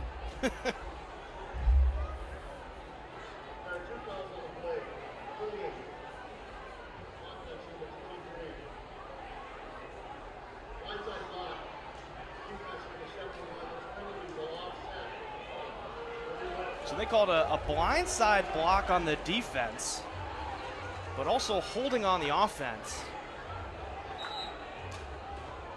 There needs to be some type of correction here, I feel like. Yeah, there needs to be some type of explanation. I'm going to need him to come up here and explain this to us. And I think Coach Landgraf is trying to figure out how there was not a penalty on the play that was in front of their own sideline. Right. If you're the way you've been calling the game, you have to call this. But I'm more confused over a blindside block on the defense. Yes, that was the big one for me as well. I don't confess to have read the rule book from front to back, but I don't know if I've ever heard of a blindside block on the defense. Yeah, that would be a first for me as well.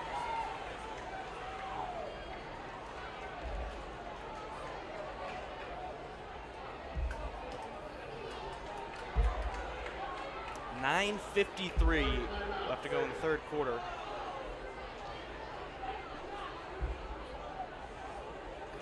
The officials, They just charged the Rams a timeout. A lot of confusion right now. Yes, and none more than us up here. So they did take a timeout off the board for the Rams. So they only have 2 right now.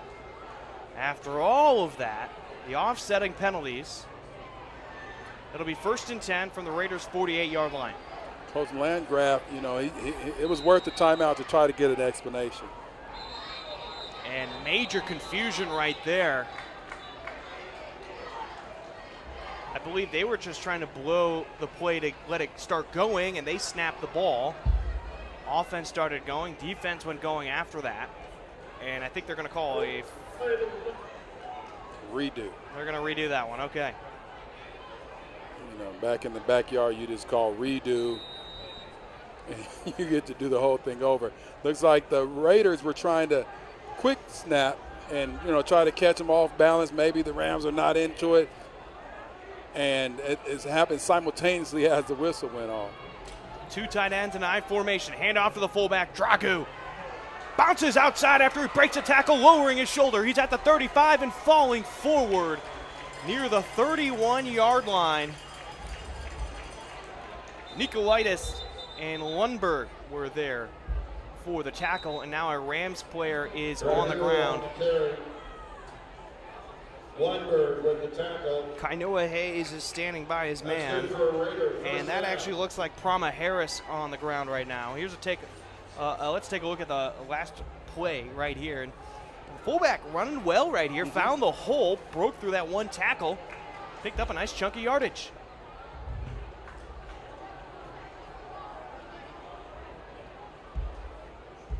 And I'm just looking at where Prama Harris is on the ground right now in that replay, and he's just not moving at all once he hits the ground. Yeah, it looked like it was some friendly fire, so to speak. But now it looks, the way that they're working on him on the field, maybe he's got a cramp that he's dealing with, and that'd be one that we'd much rather he's dealing with.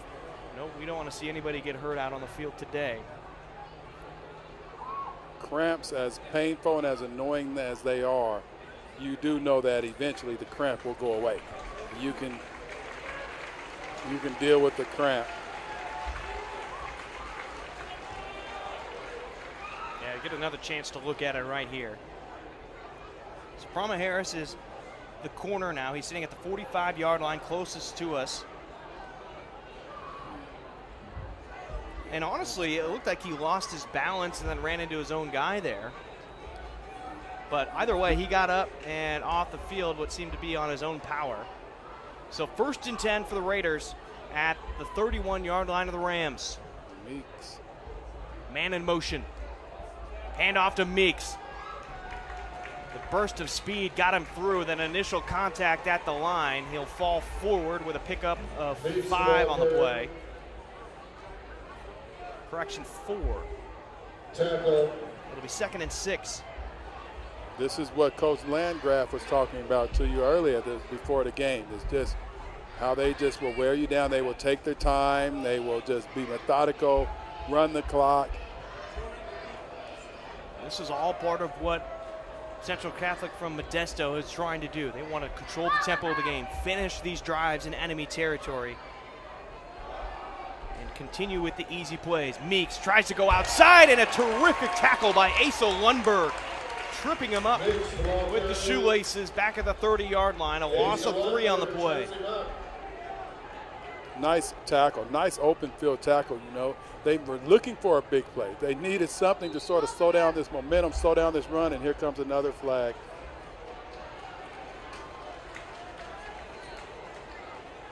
And what's it going to be this time? Looks like it's on the Rams. It's like a uniform. I think something with James Wade uniform.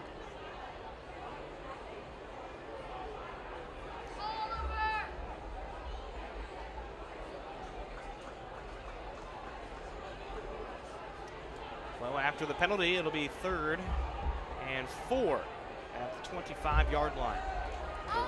It's a penalty where there's no yardage gained. Just the player has to be removed, or? Well, no. because the ball carrier was brought down at the 30-yard line. Gotcha. So they're moving faster than I was. Third down, though. Big chance for the Rams defense to get a stop. McHenry drops back, delayed handoff to Meeks, slips by one man. But Kainoa Hayes and another Rams player are there to bring down Meeks. That'll bring up fourth down, and it looks to be about 3 yards to go. This is a big play right here. This is a very big possession right here. If the Rams can make this stop, then this whole drive is for naught. And now you've taken more time off the clock than you wanted to when you don't come up with any points at the end. I think they're going with the jumbo package right here. They brought in a couple of tight ends. They got their fullback and Allcut back in as well. We've seen this play earlier where Allcut turns into the lead blocker.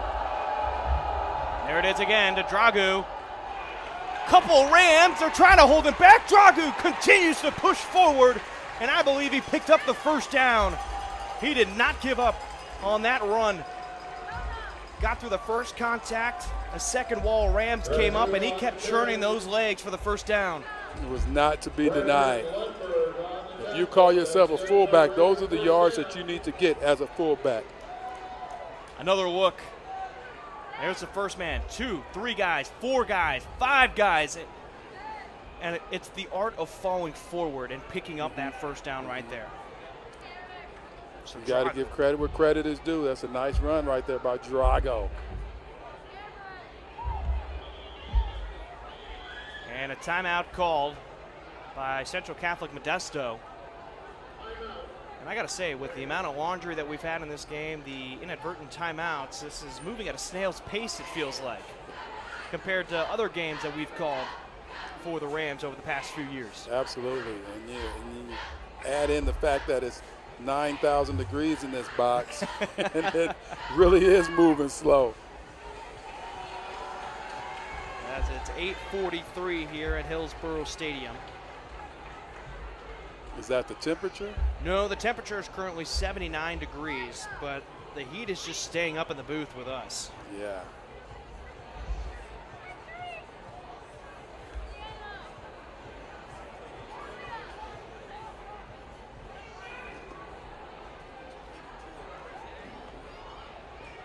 Well, we've got more accurate temperatures up here in the booth. It says 82. All right, 1st and 10 from the 20-yard line now. This drive pushing almost 5 minutes now for the Raiders. Allcut met by Hayes, met by Newberry, met by Payau. Allcut the blocker. Loss of 1 on the play. That'll bring up 2nd and 11. Now they can't get themselves. Remember, this last drive, they had them 3rd and 11 or 3rd and 8, something like that. But then the penalty gave them 5 more yards, and it made it more manageable. So the Rams, if they can just keep playing clean football here on this drive, they have a great opportunity to get this stop and turn this into nothing. Hand off to Dragu. Got through the arm tackle. Vercher on his back brings him down at the 14-yard line. Pickup of 7 on the play. That'll bring up 3rd and 3. That's what that fullback does for you. That up back right there, you know, as soon as on the snap, you have the quick handoff. By the time the defenders figure out who has the ball, he could be 2 or 3 yards up the field. Yeah, it looked like the Rams had good push on that last play too, but because of the quick handoff to the fullback, the defense is unable to react.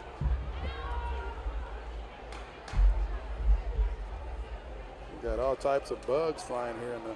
Yeah, you got looks like a praying mantis almost. Might as well just go burn your phone now. Uh-oh. Rolling out, and a wide open man. It's caught by Kane Walker, his 2nd touchdown of the day from Caden McHenry. Touchdown Raiders. Nice play right there. Again, Caden McHenry making the right read, the right decision. Also on a play, it looks like that we've seen earlier in the game, Lane Walker. It's a tight end that flows out, and the safety did not stay with him, watching the quarterback roll out. Exactly, eyes in the backfield to get you in trouble all the time. Lundberg stepped up, and that allowed the opening for the tight end. We saw that play earlier in the first half where tight end jumped up and he had to make that 50-50 catch, and that was the same route, same result. Well, not same result, but same result as far as big play. And now they're going to try to get within a field goal here. They're down 25-20. It's a 2-point conversion coming up. And another flag.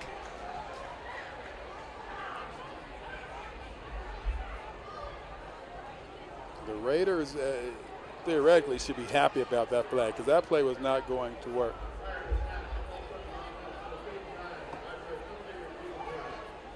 That play was not going to be very effective if you're a Raider fan.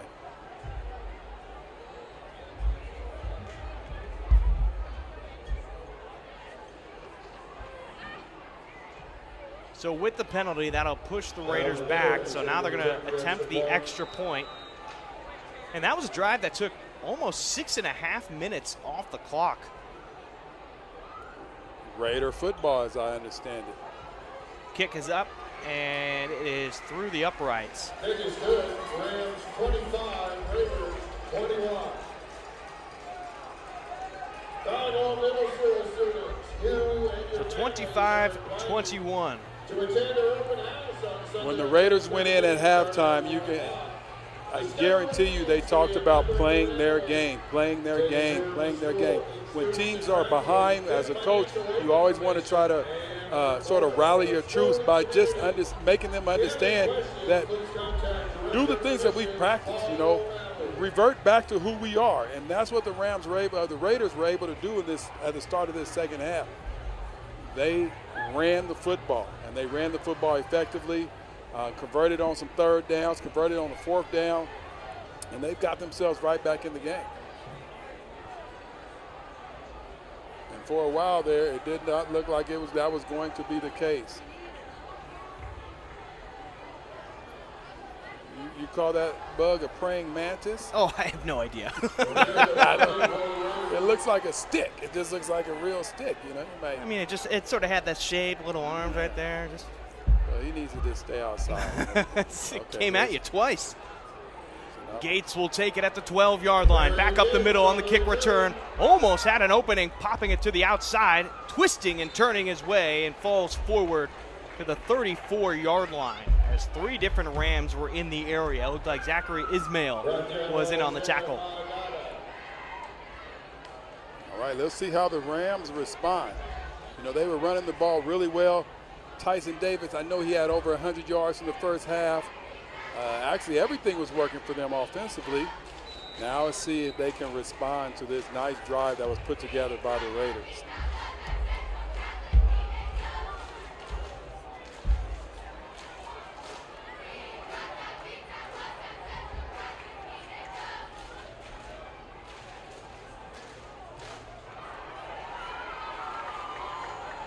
Off to Davis. Good push up front by the Raiders. Leaves no opportunity for him to get past the line of scrimmage.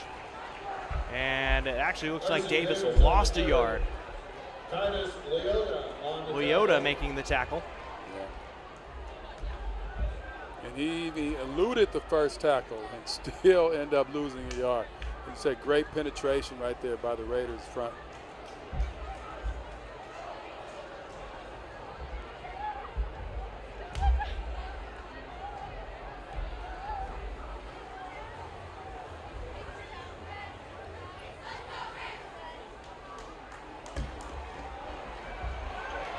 And Davis has an opening. He's past the 40-yard line in enemy territory, trying to cut it back inside. Got tripped up by his own man. He was running too fast. We're looking back, and there's a flag at the 35-yard line. That's going to come all the way back. Wow, you are shooting yourself in the foot right there. That is a great run, a great read. I don't know where the hold was. But the way that run took place, the way that it was sort of executed. I don't know if the hold even helped him. That was a lot of just Tyson Davis making things happen and moving the crowd. Penalties will destroy any drive. I don't know how you feel about it right now, but it sort of feels like the momentum has started to shift towards the Raider. After that 6.5-minute long drive, you find yourself only down by 4, and the offense, because of that long halftime and long wait until you got back out on the field because of that drive from the Raiders, things are starting a bit slow right now. Yes, I agree with you. Right now, the momentum is all on the Raiders' side. But a play like that would have gotten the momentum back on your side. And you make the play, but you got to bring it all the way back. Cole Thomas is the running back next to Robbie Long. Long looks to his right, throws over the middle, and he finds Demarion Gates near the sticks. He'll be short. And no, we've got the referee on the far side saying that was an incomplete pass. And so Gates could not make the catch. Incompletion. That'll bring up 3rd down now and 20. It's a tough route right there. Gates is trying to make a play in between 2 Raiders.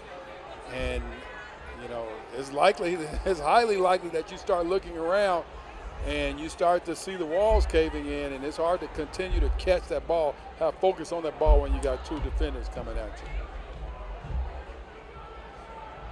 All right, so it's Landon Kelsey. The receiver on the near side, 2 receivers and a tight end on the top of the screen. Long looking left for Kelsey. Now he rolls out to his right. He needs somebody to work with him. He's got Nicolaitis, and that's about it. Now he's got a scamper, spinning, still on his feet. Rittenauer wrapping him up, and the Raiders converge and bring him down.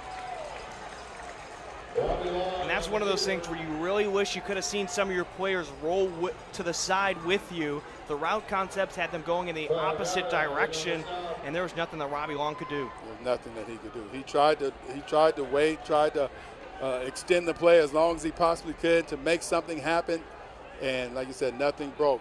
Great defense by the Raiders. They look like they've gotten out of this man-to-man coverage, and they dropped into a zone right there and making it hard for him. So Landon Kelsey will punt, the first time for the Rams today, and he drops the snap. Now he's in trouble. He can still punt it, but he's going to try to run it. Kelsey got to the edge, and he steps out of bounds near the 27-yard line. Do you dare try to kick a lefty in that situation? Just try to get it out of your area. And that's very strange. Kelsey being a wide receiver and the snap right to him, and it just sort of dropped. He just dropped it. And, you know, there are times you take your eyes off the ball, but he still picked it up, and it looked like he had time to punt it. But you're frazzled right at this point, and then you try to get to the outside. We have seen players try to run and punt it on the move. He's a left-footed kicker, if I remember correctly, but that's a hard play. You don't practice running on the move and kicking and punting. So, things are about to get real interesting here at Hillsboro Stadium. Great starting point now for the Raiders. They trail by 4 with 3:13 remaining. Dragu, the handoff to the fullback, and he busts his way up to the 15-yard line. Pick up of 13 on the play. That play has been unstoppable here in the second half. One thing that we do know about football coaches is if it's not broke, they're not going to fix it. I wouldn't be surprised if we see that play here again and within the next 2 plays.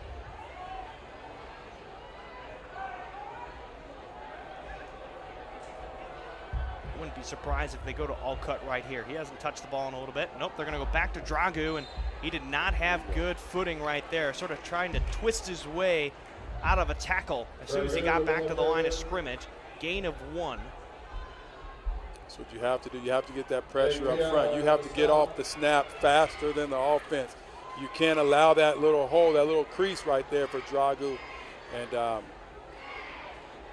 wish I could see the numbers very well, but defensive tackle was not allowing that hole to be created. Excuse me, it's Nate Payau or Kainoa Hayes in the middle? Kainoa Hayes, that's exactly who that was. Pitch to Alcott. Rams trying to come up with it.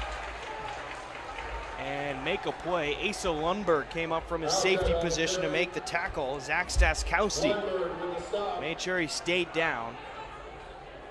Pickup of 3. It'll be 3rd and 6. Oddly enough, I believe the Rams are happy when the Raiders try to go outside.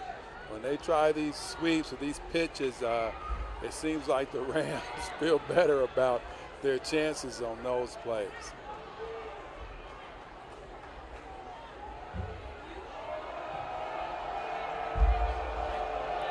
Drago. They fake the handoff. Throw out to the flat, and it's caught by Dragu. But he'll be short of the first down by about a yard.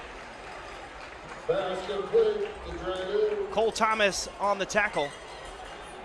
4th and 1 now, and seems like you're going to dial up Dragu again. Why wouldn't you? And the Rams are just going to have to commit more to the box. And if you get one-on-one coverage and your DBs just have to win that battle right now. But I would believe that they're going to, if you come out in that split back formation, then you may see Drago off the tackle. But anything else is Drago up the middle.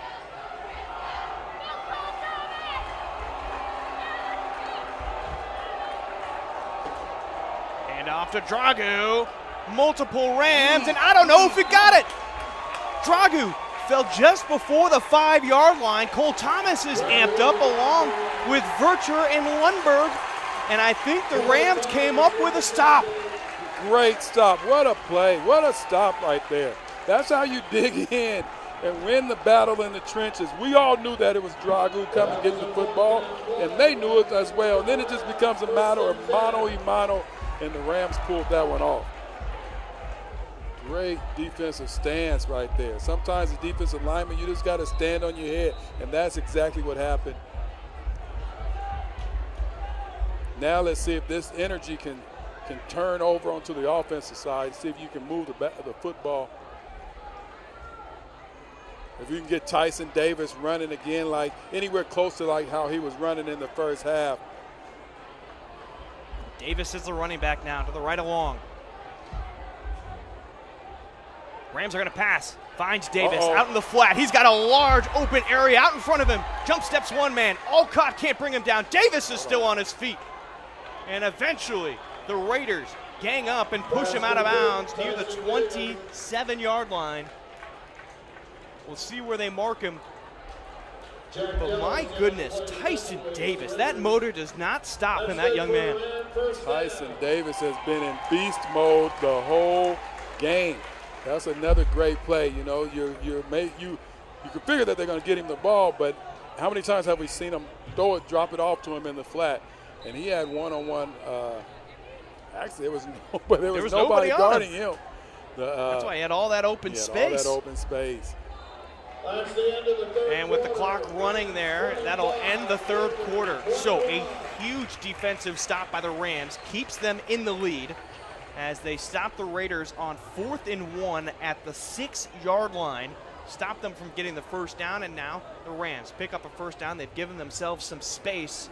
Let's see how they finish it off here in the fourth quarter, leading by 4. You mentioned that momentum, and that momentum has swung. But now the momentum seems like it has swung back into the Rams' favor.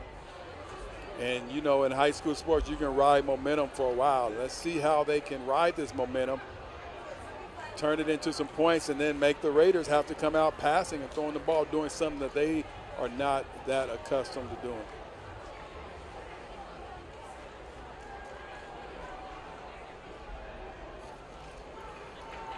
Well, we saw how quickly that first drive in the second half went for Central Catholic. How would you like to see them try to make a substantial drive right here? What you want to score, but even if you could take some time off the clock and have a decent drive, what do you think they need to do? Well, you got to keep running Tyson Davis. You know, the good and the bad of that is you have so many weapons, and you want to get the ball, and you want to get more people involved. You have weapons around the perimeter, and you want to get the ball to other people. But Tyson Davis has been your workhorse, and so you may just have to keep riding that. They hand it off to Davis, sidesteps one tackle, and Perino Almost had him wrapped up at the line of scrimmage, but Davis, gosh darn it, if he just doesn't keep that motor going, falls forward. And he picked up 7, but we've got a penalty marker back near the line of scrimmage. And that usually means it's a hold, and that's exactly what it is. More than anything, the penalties are what will kill the drive, will kill momentum. You just can't commit these penalties, and clearly they're not trying to commit the penalties, but man, Tyson Davis, way he's moving the ball. We have seen in this half alone 75 yards brought back just off of penalties Tyson Davis runs. Bunch left formation for Long. Screen pass set up for Davis. He's got a couple of blockers out in front of him. Steps inside and slips at the 31-yard line. Tackle will be credited to Hallman. And I think had he stayed on his feet, he probably could have gone a little bit more. Nicely set up. I was about to say, great play call at that perfect moment with your team way behind the sticks. You call up the screen. I mean, it was 1st and 20, now it's 2nd and 3, a pickup of 17. Well, you can't ask for more, you know. 1st and forever, and now it's 2nd and manageable. 2nd is short. I was going to say manageable. Right. It's Thomas, the running back. He gets the handoff. Oh, he found an opening, splits the defense, and gets himself a 1st down. Pickup of 6 on the play. Cole Thomas making Fagata something. was in on the tackle. Making something out of nothing. You know, you mentioned earlier, is that something just sort of trickles down? I can guarantee you Cole Thomas has watched how Tyson Davis runs the ball, and when he gets his opportunity, he wants to move the crowd just like that. There was an opportunity for him to just go down, take the loss. He was like, no, I'm not taking the loss. I'm trying to get as many yards as I can. Ty Newberry now checks in at the running back position. His 1st time in the backfield with Robbie Long. It's a pass. Long throws it to Landon Kelsey on a crossing route. Makes one-man miss. He's going down the sideline. He's at the 30, angling towards the sideline and brought down Alcott. And Meeks bring him down at the 18-yard line. A huge pickup for the Rams, and now they're deep in Raider territory. Nice play right there. Get the ball. You have so many weapons. You get the ball into the hands of your guys in different ways and just let them make plays. Look at Landon on this, Kelsey on the crossing route. And what happened, Alcott stayed back. He had to stay behind his backers who were crossing in front of him, and that created some separation. Those are those yak yards, those yards after catch. Love to see that. Hand off to Davis. They flip it to Gates. It's a reverse. Kelsey tries to put out a block. Gates putting on the burners, and he'll score! The reverse pays off, and we've got a late flag coming in at the 19-yard line. I'm wondering if that'll be after the play, because that was very late. Very late. I'm thinking that they call in maybe some taunting or something. Maybe some taunting. There is a Raider player on the ground at around the 14-yard line. He was slow to get up, and he's still sort of crouching down right now, trying to regroup himself. Looks like Tyson Alcott. Number 6. So Davis is called for unsportsmanlike conduct after the play. So the touchdown will count. It's 31-21 right now, and the Rams will go for the extra point to try to push that lead back up to 11. But those are the type of penalties that you can easily cut back on, you know? That's not that yeah. And as a coaching staff, I'm sure they will break them of that within this next week. But after the play, Tyson Davis is excited and he's pumped, but he turns and he looks over at the other team's bench. Clearly we don't know what he said, but you can't look over at the other team's bench and start dancing or celebrating. Just do that with your team, do that facing your team, and it won't be a problem. I mean, I can understand why he was excited. He got the handoff, and then he got popped, but he pitched it off to Gates on the reverse before anything happened. The extra point is good off of the foot of Mario Martinez Ibarra. Now the penalty flag will be initiated on the kickoff. That is what the Raiders decided on. And here are the last two plays. The Landon Kelsey run after the catch really set them up just outside of the red zone. You're going to look at what happens to Davis here. The pitch. And Gates putting on the burner right there. Ridenour had the angle, but Gates, the quick steps, able to beat his man. And speed trumps angle sometimes. And that Gates right there, he was determined. We know that we've talked before about how often whenever he touches the ball, he's trying to take it to the house. He was not going to be denied. Now where do they kick this ball off from?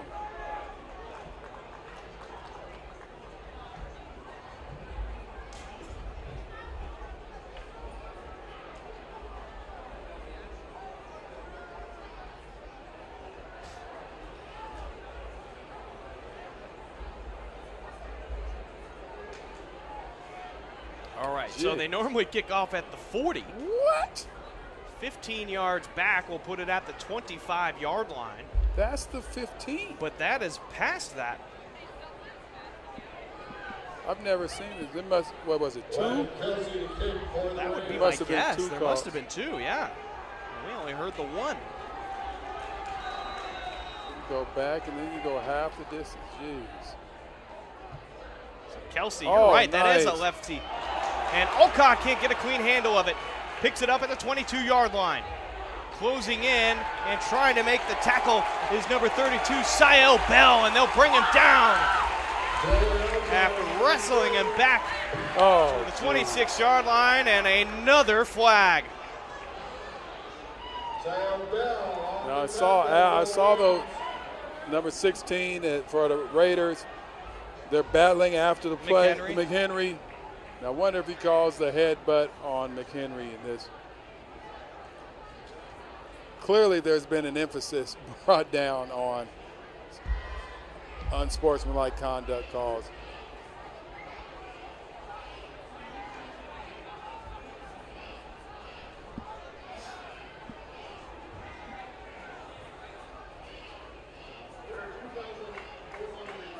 All right, so both fouls.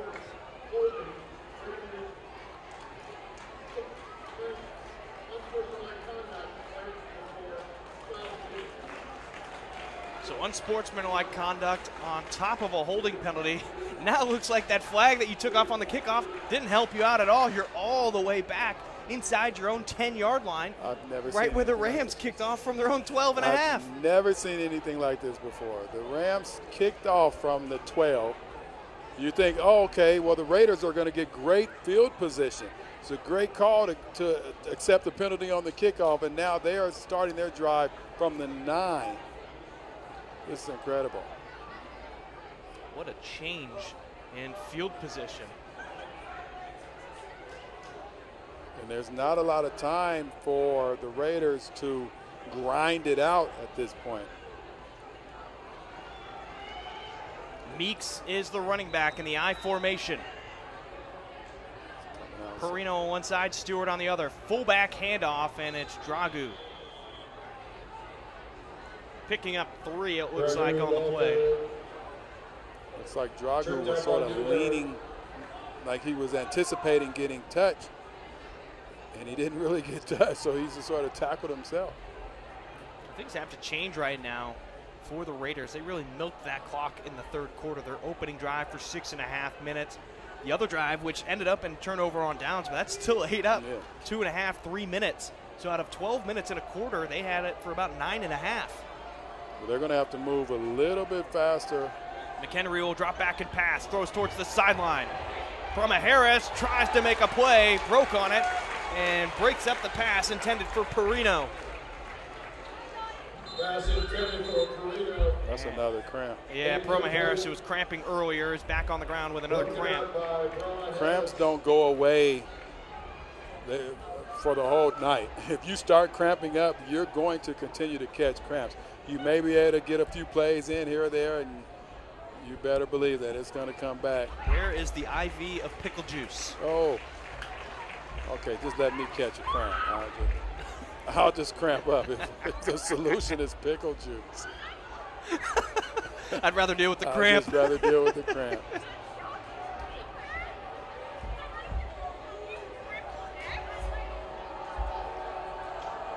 Dragu the fullback, Meeks the running back. One wide receiver each side. McHenry fakes the pass and ripped down for a sack. Zach Staskowski brings the man down. They're not going to mark him down at the 1. It's where he wrapped him up, which is back at the 5-yard line, so a loss of 4 on the play. Zach Satkowski. I like where your head's at. Yeah, let's change that to Zach Satkowski or Satkowski right there. That was a big play. They tried to just a little quick hitter, and there wasn't even time for him to get that little quick hitter out. Now the Raiders are forced to punt deep into their own territory, and it's 4th and 14. A snap from the 5-yard line. The two dangerous returners. Gates and Wade were back to return, and a tough punt. Couldn't see who punted that one, but it went right into the Raiders bench. I don't know if it made it past the 30-yard line. It looks like it went out. They're getting the ball at the 23, 24-yard line. Penalties. That's about the only mistake that Dragu has made today. He was the one punting in the end zone for the Raiders. Those penalties really hurt the Raiders. Look how the field flipped, again, just because of that holding penalty and then the unsportsmanlike conduct. I think he could have lived with the 10 yards on the holding penalty, but it's the unsportsmanlike conduct that really was the big kicker right there. Davis, the running back.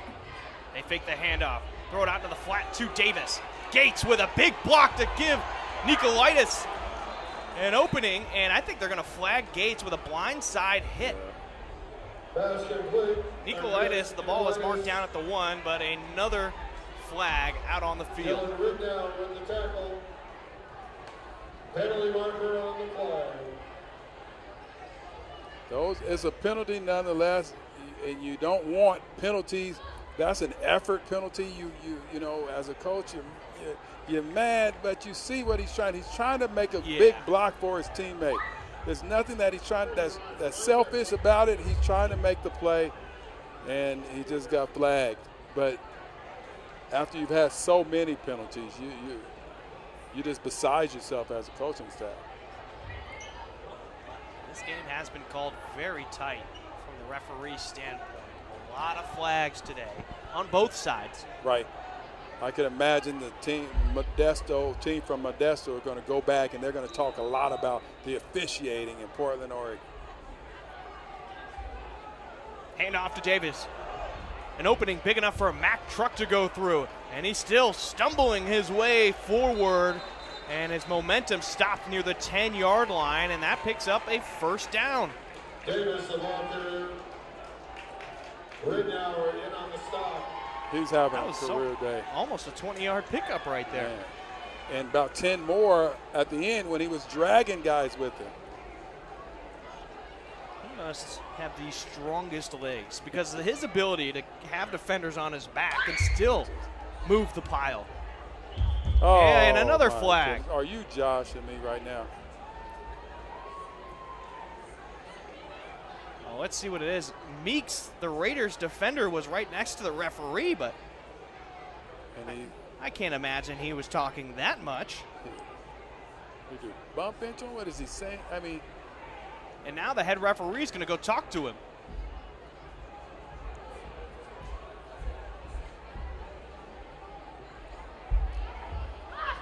He had to have said something that did not sit well with the referee. Obviously, we have no idea what they said, and now they're going to bring over the fourth official. What do you need so many officials for to discuss this? Oh, no, he's got to come over there. And well, the one official didn't know, so they had to bring in the other one. Yeah. Now he wants to write something down. And that one had the rule book, Yeah, so they had to go back and make sure. Now he's asking him his No. name and his address. In all reality, and it looks like they're going to wave this one off. In all reality, we've had to have had close to 30 flags thrown today in this game. Absolutely. Some of them have been picked up, like the one we just saw, but so much laundry on the field today. Haven't seen this much dirty laundry since my college dorm days.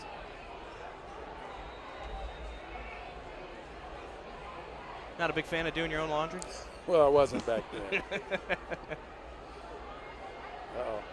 Long, Get rid of feels the defense closing in, has Landon Kelsey stumbling, stays on his feet, and he scores. Third touchdown of the day. Looking around, no flags on the field, so that'll be a touchdown for Central Catholic.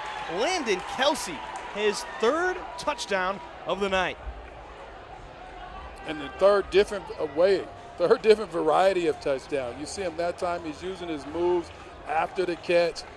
He's eluding receivers. Earlier we seen him just create separation on the pass, on the route. Now this guy is, he's must-see TV.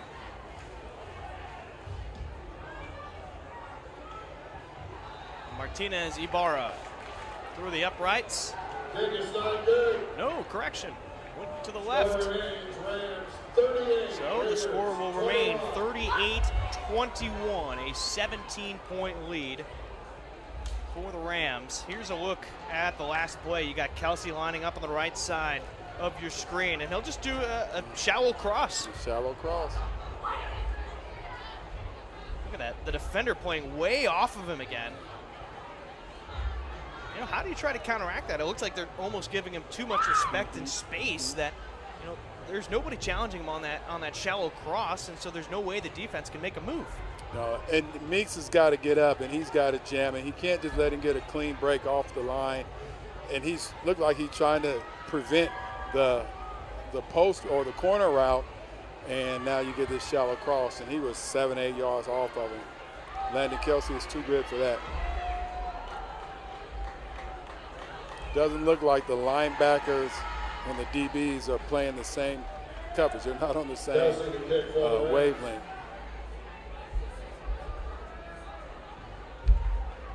I've been watching after the play. Now that the officials have me interested in after the play, and there was more trash talking right there after that touchdown.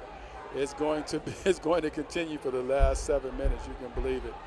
Meeks will take it at the 7-yard line. Goes up the right hash, jukes one man, gets through a couple of Rams, and he will be knocked down near the 32-yard line. Make me nervous when you're making those noises. I thought there was another flag. Yeah, well, there was another play. The officials didn't call the flag or didn't throw the flag, but number 6, who was that? That was Isaiah Flagata. Yeah, he was, again, blocking well after the whistle. I think the Raiders are starting to feel the pressure. They're starting to realize that this game is slipping away. They've traveled all this way. They're not liking how it's turning. Well, you had it within 4 and given up a couple of touchdowns since then. With the ball in the red zone. Yep. Joseph Stewart. McHenry's pass completed to Stewart, knocked out of bounds at the 38-yard line. Scary on the play defensively for the Rams. Scary making the tackle. 2nd and 4. And now they're going to get a little bit of spread formation, shotgun look. We have not seen this from the Raiders today.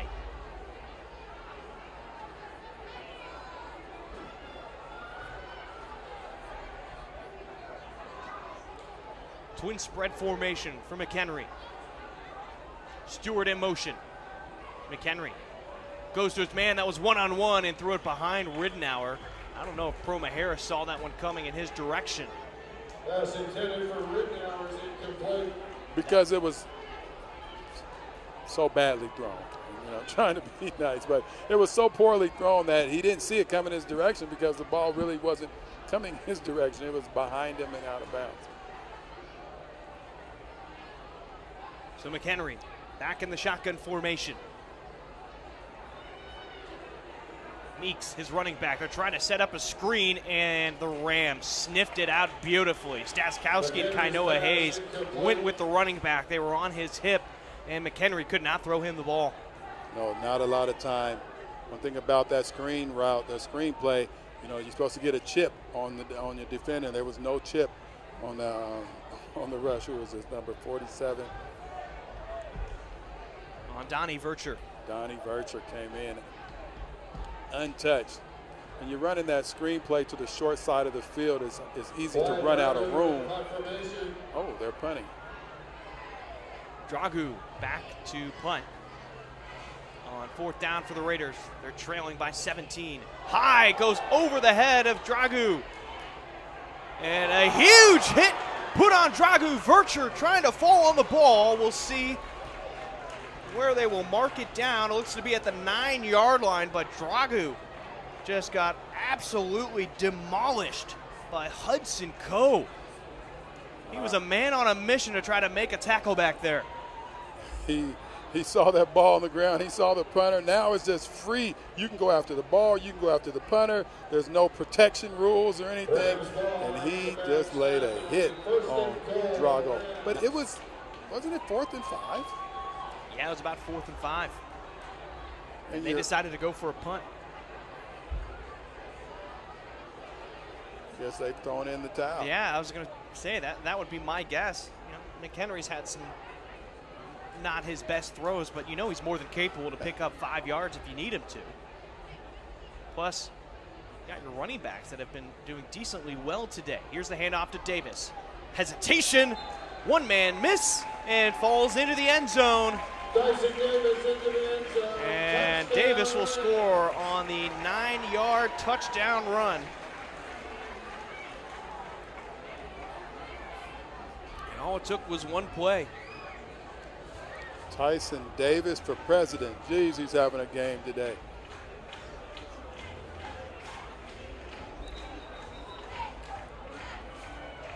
He's got to be close to 200 yards.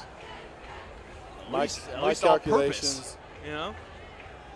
According to my calculations. Don't forget to carry the 0. Yes, all right. Borrow from the left. He's got 207 all-purpose yards. 44-21. Martinez Ibarra for the extra point. The one-step approach, and I think he did make it this time. 45-21. It's a 24-point lead right now for the Rams and Central Catholic from Portland, Oregon.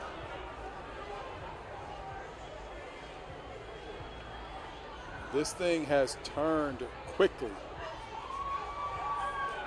It looked like at the start of the game, it looked like the Rams were going, it was going to be a back and forth battle. Then the Rams took control. Looked like they were going to just open this thing up. And the Raiders come back before the end of the first half, score a touchdown. Start the second half, score a touchdown. Now they're down by 4. You would think that it was going to be something. And as we're seeing Tyson Davis patiently make his way into the end zone, has turned this thing into a 24-point lead for the Rams. Tyson Davis is having a day. High school athletics is a lot about getting film. Getting film. Tyson Davis can take this film and show it to any coach that he wants to across the country, and they would have to be impressed. Alcut and Meeks deep for the Raiders. Meeks and Alcut. Here's a squib kick. And oh, the ball's still loose. The Rams had an opportunity for a moment to come up with that loose ball, and the Raiders just able to pounce on top of it before the Rams.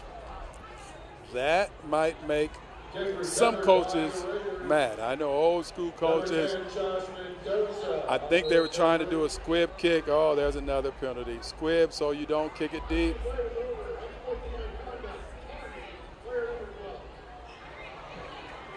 Unsportsmanlike conduct on Wade.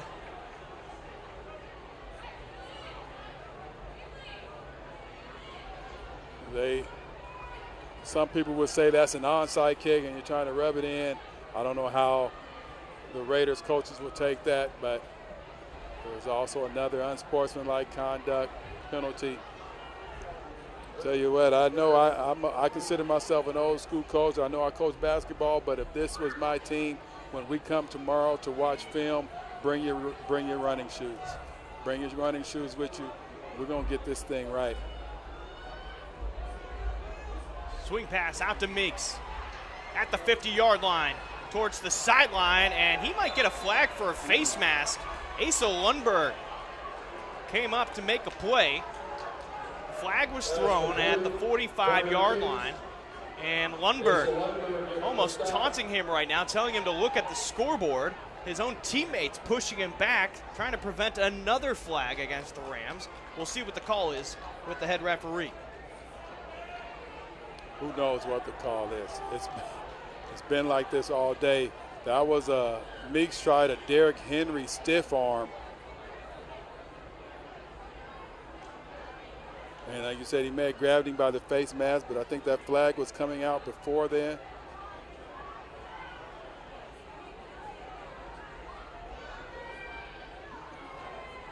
The referee may want to get both teams at this point, call both teams in, go to your benches, call your coaches together, and have a conversation, because you do not want this to get out of hand. This could be a great situation for years to come.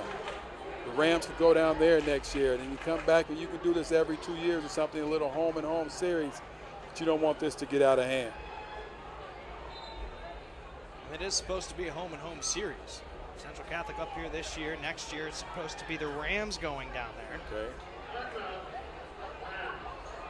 There you go, Coach. So now the Rams will take a timeout. Yeah, get your team together. Make sure that they are representing you and representing the school as you would have them to do.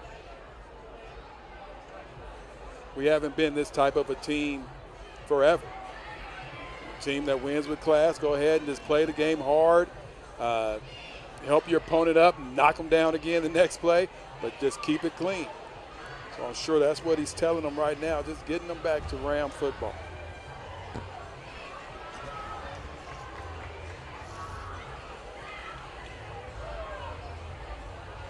Do you need me to grab you a blanket? We're later than usual right now. Absolutely, I am an hour and a half past my bedtime.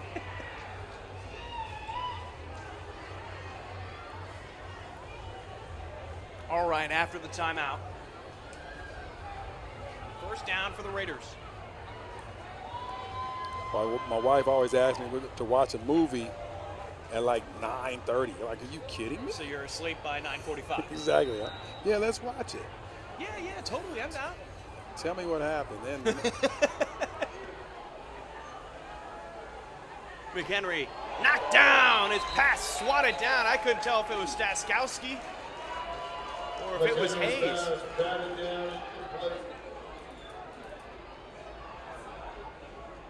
The incompletion will bring up second down. And that's what you're always on as a defensive lineman. You can't get to the quarterback you see he's about to throw. Stick your hands up. Stick your hands up. Put your hands in the air and wave them like you just don't care. Satkowski. Oh, easy. You might get a flag on that. 6:25 remaining in our game. McHenry throws out at the sticks. That's a catch. And the tackle made by Jamoke Ascari. Ascari with the tackle. That's enough for a first down for the Raiders. Fresh sticks with 6:17 remaining. Nice throw right there by McHenry. Like you said earlier, you've seen him that he is capable of picking up yardage. So that's why it baffled me that they would be punting on 4th and 5. Exactly. That last play was a clear indication they could have gone for it. Fake the handoff on the sweep. Hand it off to Meeks. Oh, he's got the burst of speed to get to the outside. Looks like Broma Harris brought him down. Broma Harris on the tackle. That'll be a pickup of 7 on the play. 2nd and 3. I like Meeks. He's a junior. He'll be back. I like how he runs. Good footwork. Mm-hmm. McHenry throws over the middle, looking for Rittenauer, and he can't hold on to it as he falls to the ground. Lundberg, Ascari, and Proma Harris were all in the area to help break up that pass, but Rittenauer climbed the ladder to at least get his hands on it, but cannot bring it in. Yeah, great effort right there. The ground, that's one of those situations where the ground just sort of made the ball come loose. You know, he went up to get it. Sort of reminded me of the play last night with the Juju Smith-Schuster for the Chiefs against the Ravens. Screen. McHenry is running out of time. He's able to get it to his man, Hallman. Oh, he makes one man miss. A missed tackle. Ascari able to just get him out of bounds inside the 5-yard line. Wade and Newberry came up empty on their attempts. First and goal from the 4-yard line. A nice play. Again, McHenry extended the play as long as he possibly could. Took a big hit after the throw. Got the ball in the hands of Hallman, who did not leave his quarterback. He stood right there where he was. He stayed in his eyesight, dropped it off, and made a big play after the catch. Gutsy play by McHenry, because you're right, he took a big hit after that. He's right back under center to take the snap. Hand off to the fullback, and only one man touched him, and he brought him into the end zone. Dragu with a touchdown. Dragu is like a bowling ball. He is just like a bowling ball. How do you stop a bowling ball in full speed? You can't. You can't.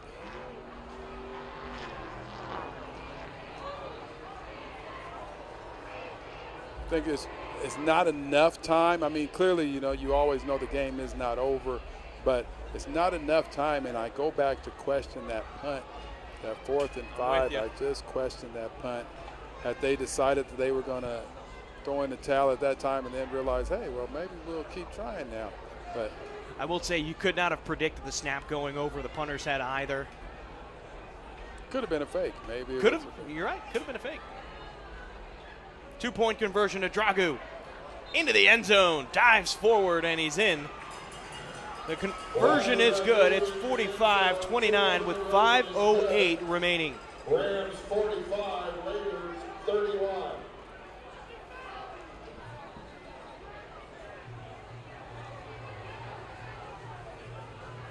And with just over 5 minutes remaining, you have to assume that the Raiders are going to have an onside kick right here. Yeah, you would assume so. Coach Landgraf talked about it. I remember in our conversation after game 1, he really wanted them to finish, learn how to finish, and you know, they've done much better in the second half than they did in the first game, but you still got to finish in these situations.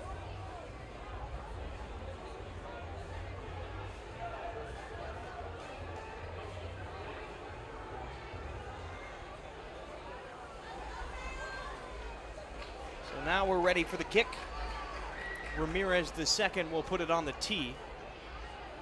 And the Raiders heavily loading the near side.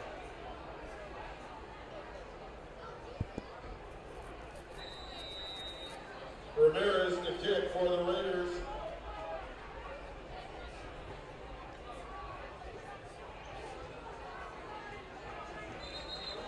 Gates, and he was very confident in himself to get that one. He actually went to it. Yeah, so he went and attacked the ball. What do you think about the NFL's new dynamic kickoff? You know, I understand what they're trying to do, limit the physical contact on the rundowns, on kickoffs and kick returns.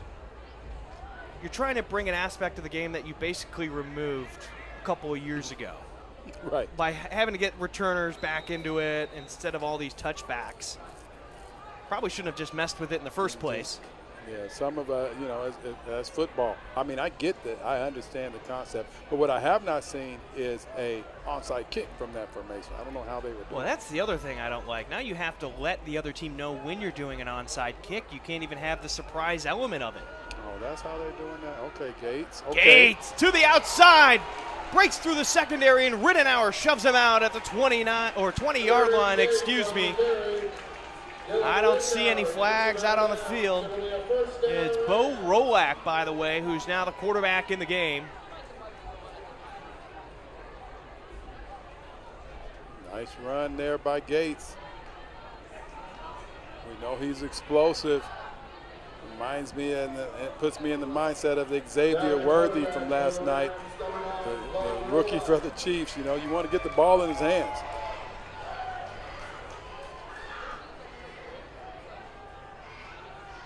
Rolak steps up.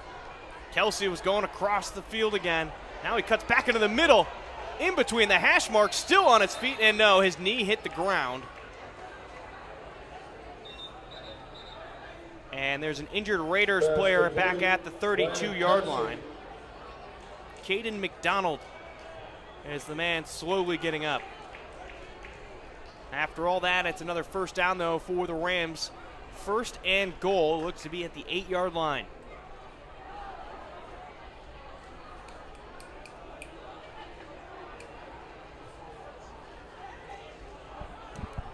Says your TV will power down after 13 seconds.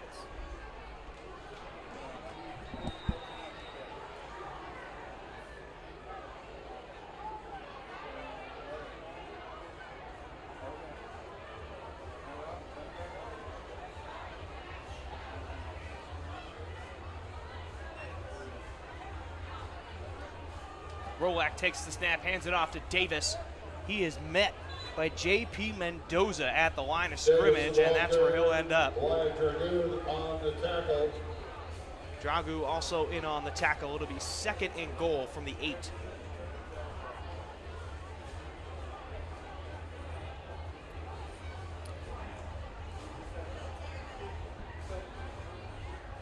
So 4 minutes left in this game. They are taking Tyson Davis out of the game and giving him a breather. If I was down there, I would be clapping and standing up, getting the crowd to cheer. He deserves that ovation. He played football today.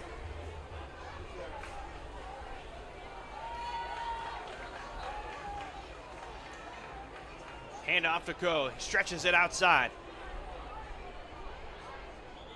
Excuse me, hand off to Thomas, who is still on his feet as his momentum was stopped at the 5-yard line. A pickup of 3. It'll be third and goal, and of course, another flag. Cole Thomas. The officials, they have to start blowing the whistle earlier.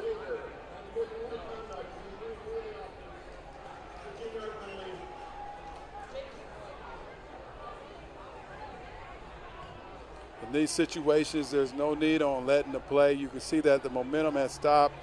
The ball carrier's momentum has stopped. Blow the whistle. Blow the whistle. Get everybody away from each other. You're just not going to be able to break tackles anymore at this point under my watch. I'm blowing the whistle as soon as momentum is stopped. I mean, we're pushing almost 3 hours from this game, and penalty flags and the clock stoppage have been a large reason why. And the temperature has dropped to 164 degrees in here. Clock is running. Yes. Third and goal from the 20-yard line. And they're trying to milk this clock. Milk it. Hand off to Ty Newberry. And his ankles got wrapped up by Mendoza. Ty Newberry on the carry. J.D. Mendoza with the tackle. And I think a timeout was called.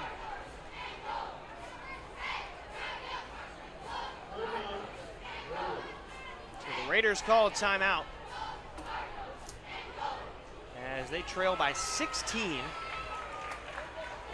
with 2:36 remaining in our game.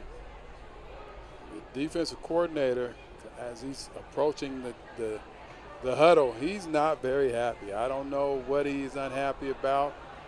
Maybe the effort, maybe the fact that he feels like his team is getting pushed around. I don't know, but he is not happy in that huddle right now.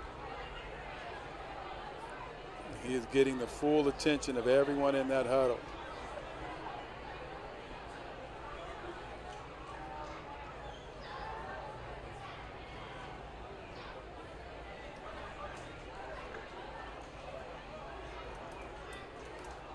I personally hope he's in there telling them, hey, we've been here for 3.5 hours. Can we hurry up and get this game over with? So Landon Kelsey is lining up for the field goal. This would be 3 touchdowns. And a field goal. And a field goal. He didn't kick the extra points, did he? No, he did not. And no, he went wide right, it looked. To 237. By Kelsey is not good. Ball will go over to the Raiders, 1st and 10.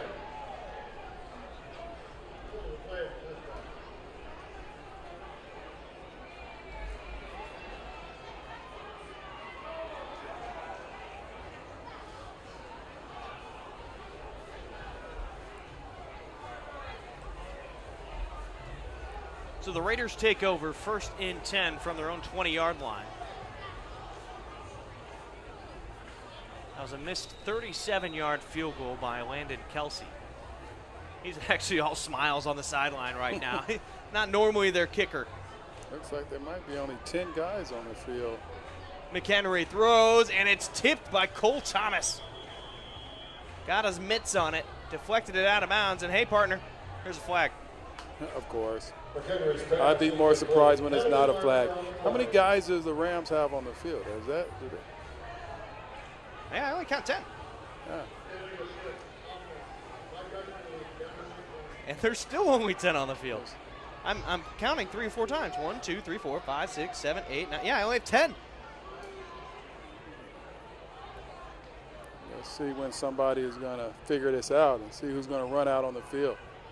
If you're supposed to be out on the field at this point, you can't run out. Right now, you just have to just stay back and just hope that nobody recognizes that you're not on the field. Yeah. What? The handoff. Dragu. Oh, still muscling his way forward up to the 20-yard line. He got 5 yards back after the penalty. Dragu on the carry. It'll be 2nd and 10. Nate Diao on the tackle. Oh, there it is. There we go. Oh, wait, they're going to take someone out. Oh, wait.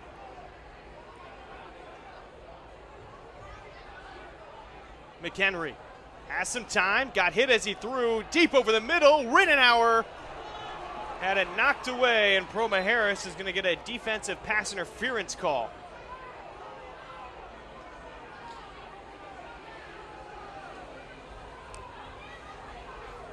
Maybe we're playing hockey football now. You know, when hockey guys get in the penalty box, coach is like, you know what? You've gotten another unsportsmanlike conduct. You're out. We're just going to play play 10. with 10. We're just going to play with 10.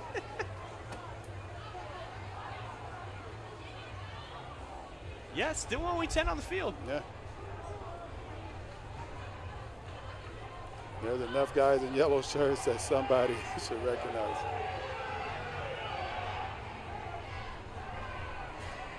There, they just got the 11th man on. There we go. Staskowski ran on. That was 3 plays? Yeah.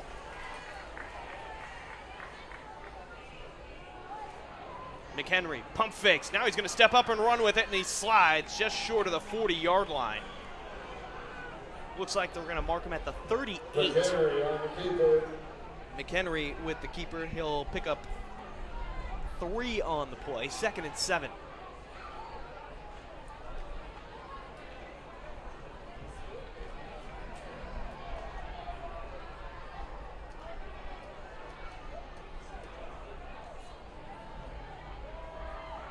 Goes towards the sideline for Rittenauer and threw it back shoulder, and his man couldn't get to it. McHenry's pass incomplete. You know, the way the game is being called, you know, just throwing the ball down the field is just as good as a catch or a run. See if you can get the flag.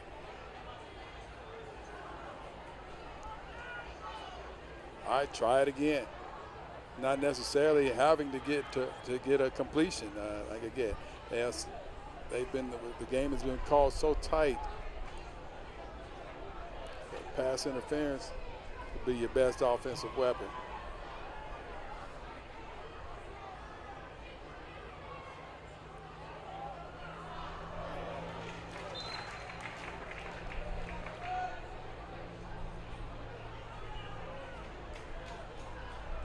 meets the ball carrier. Brenner in on the tackle. This is the same spot they were in when they went for that punt earlier that I've been talking about, that I've been belaboring the point about. Oh, nice. Here's a strike to Stewart at the 40 and pushed down by Cole Thomas.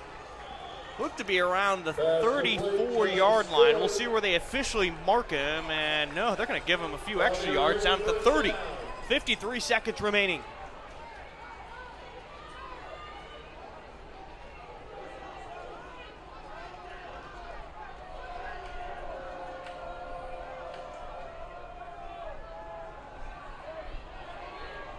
One-on-one, Perino almost had it. It was James Wade who stepped in front of him, almost had the interception. Perino turned into a DB to knock it out of his hands. Very well played by both of them. Great defensive play by the defender and the offensive, and the wide out.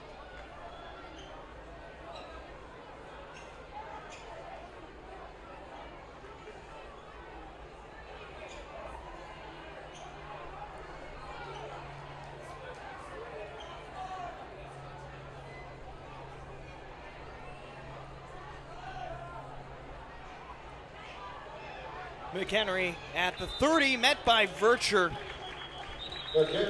Evan Brenner was there as well, and no, you do not like to see this. No. McHenry, with 28 seconds left in this game, is slow to get up. Come on, young man. The junior trying to gut this one out. He's worn quite a few hits in this one. For all intents and purposes, he's played well.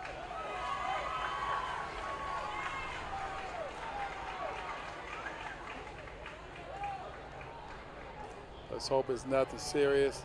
Let's pray it's nothing serious.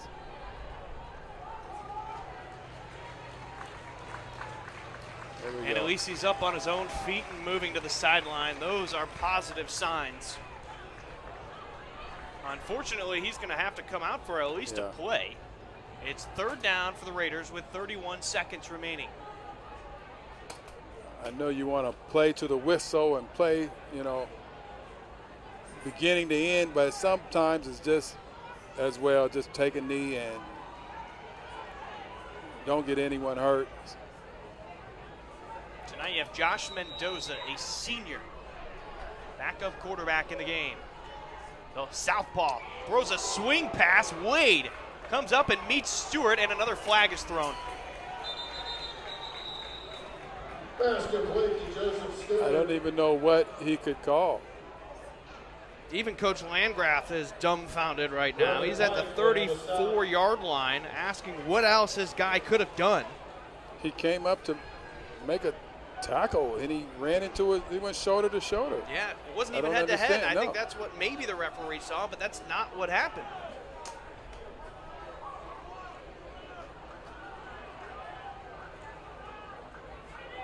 I think it's safe to say that Coach Landgraf is frustrated. Wow. Now, I've seen some weird calls today, and that could be the weirdest of the weird.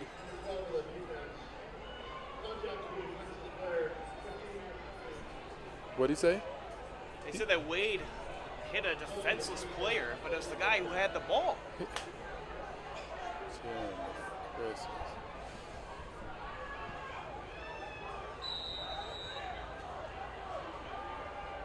And the ball's on the ground.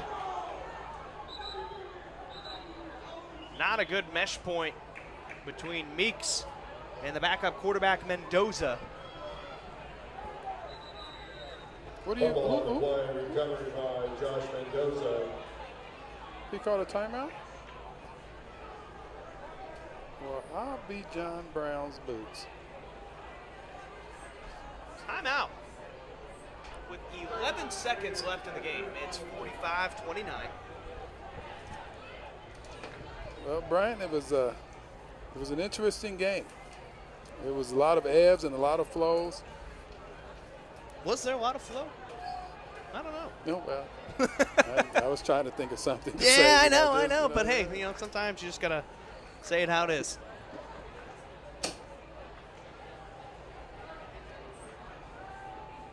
So after the timeout called by the Raiders, they've got 11 seconds to try to get it into the end zone as they trail by 16.